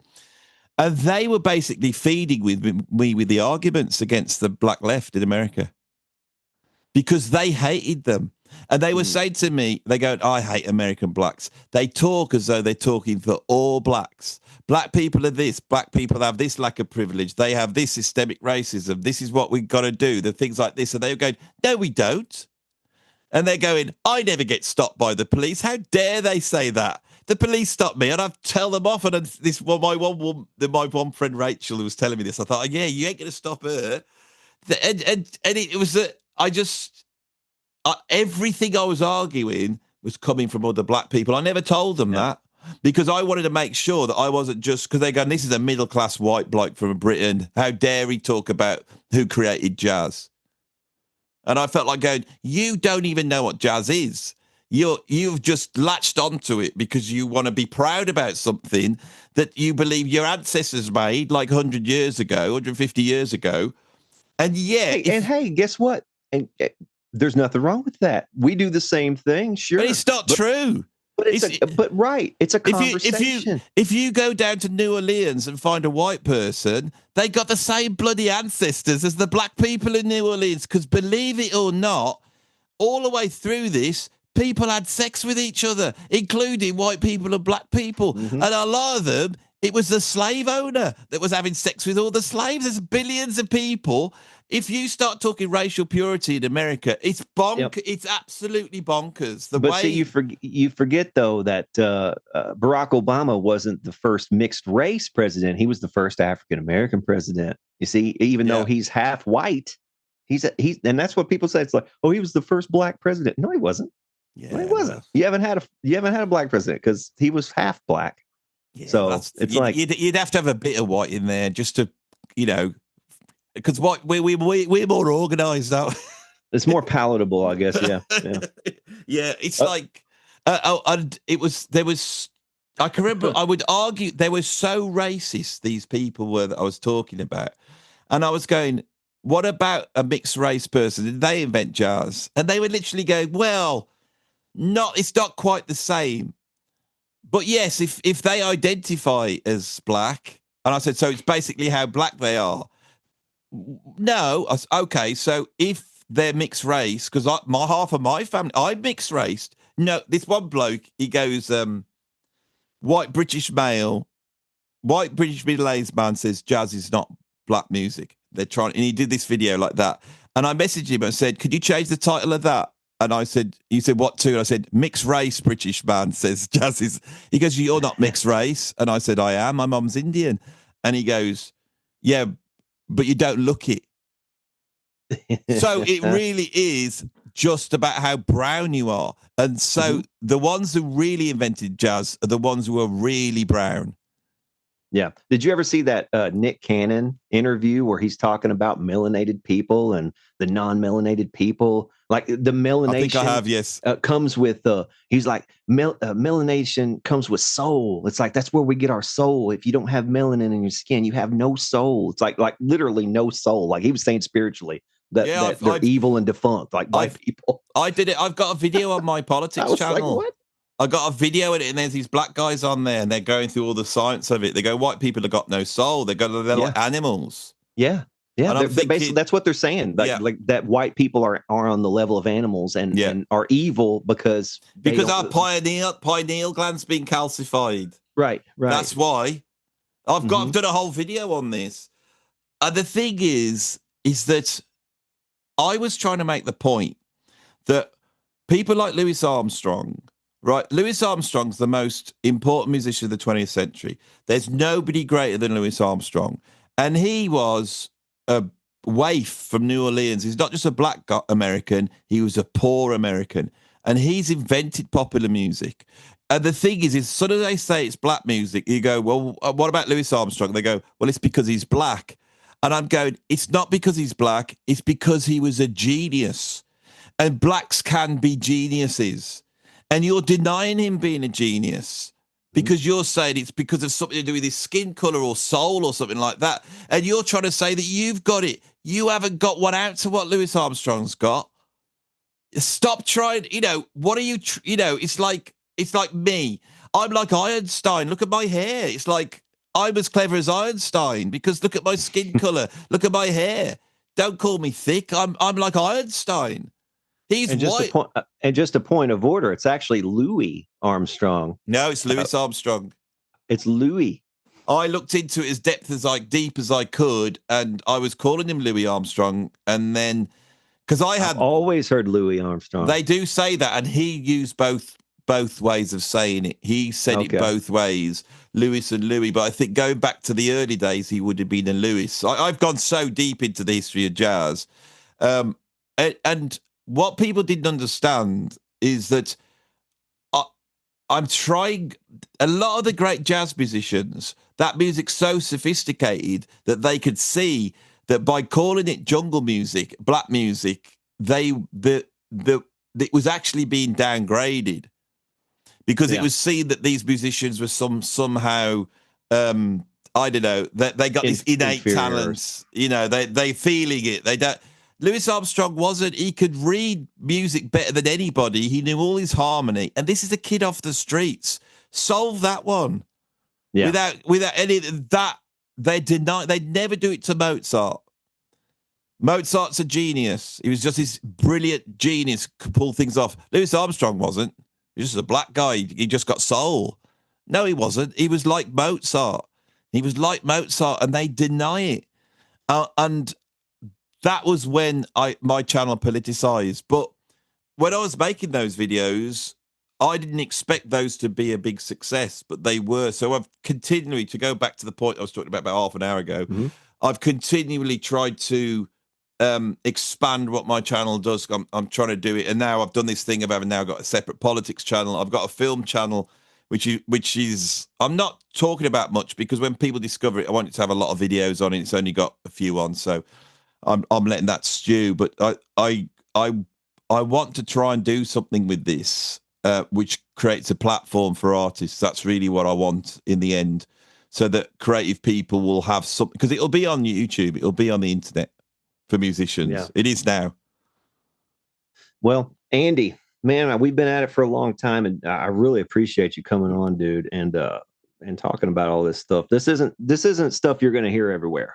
I mean, No, most musical channels, they will not broach any of these subjects. If they even get close to the edge of some of the stuff we've talked about here, they will immediately pull back, or they will give you the canned line on it. You know, they're only going to say, "Oh, he's great, isn't he?" and then kind of leave it at that. Nobody's going to delve into, you know, how racist are we for saying that stuff? You know, this isn't cultural appropriation. You know, to say that, yeah, you know, music is a conversation that happens over a long ass period of time.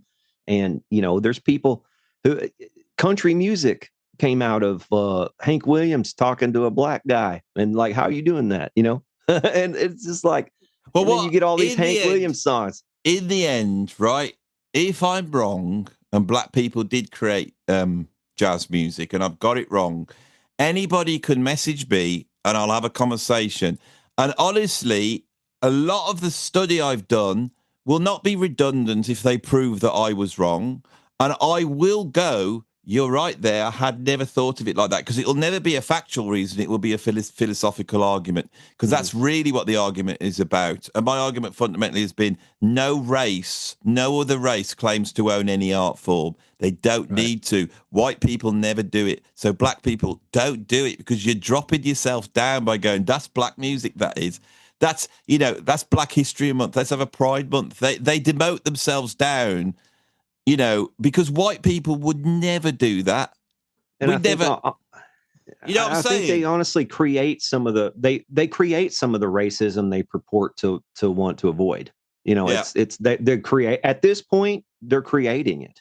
Of course, they're creating they more are. of it with this crap. That is my point. And it's like you got to stop. You got to stop and just do the colorblind thing for a little while, and just let's get back to like the late 90s, early 2000s kind of. Let's just get on let's just talk about other things. The one thing I'm not going to do, and this was, I think, why I wind people up. I know what I'm supposed to say and what I'm not supposed to say. I know I'm not stupid. I know how we've been trained by the identitarians, and they are sitting there waiting for you to say something. Doesn't matter what you're saying and what the meaning of the argument is. They're just sitting there waiting for you to call a Native American an Indian. And then they go, you called them an Indian. I made me laugh on that Sabbath show because Anthrax came out and did Indians. And I thought, oh, bloody hell, is anyone going to pull them up? Good job they're not playing Glastonbury. They wouldn't be able to play it then.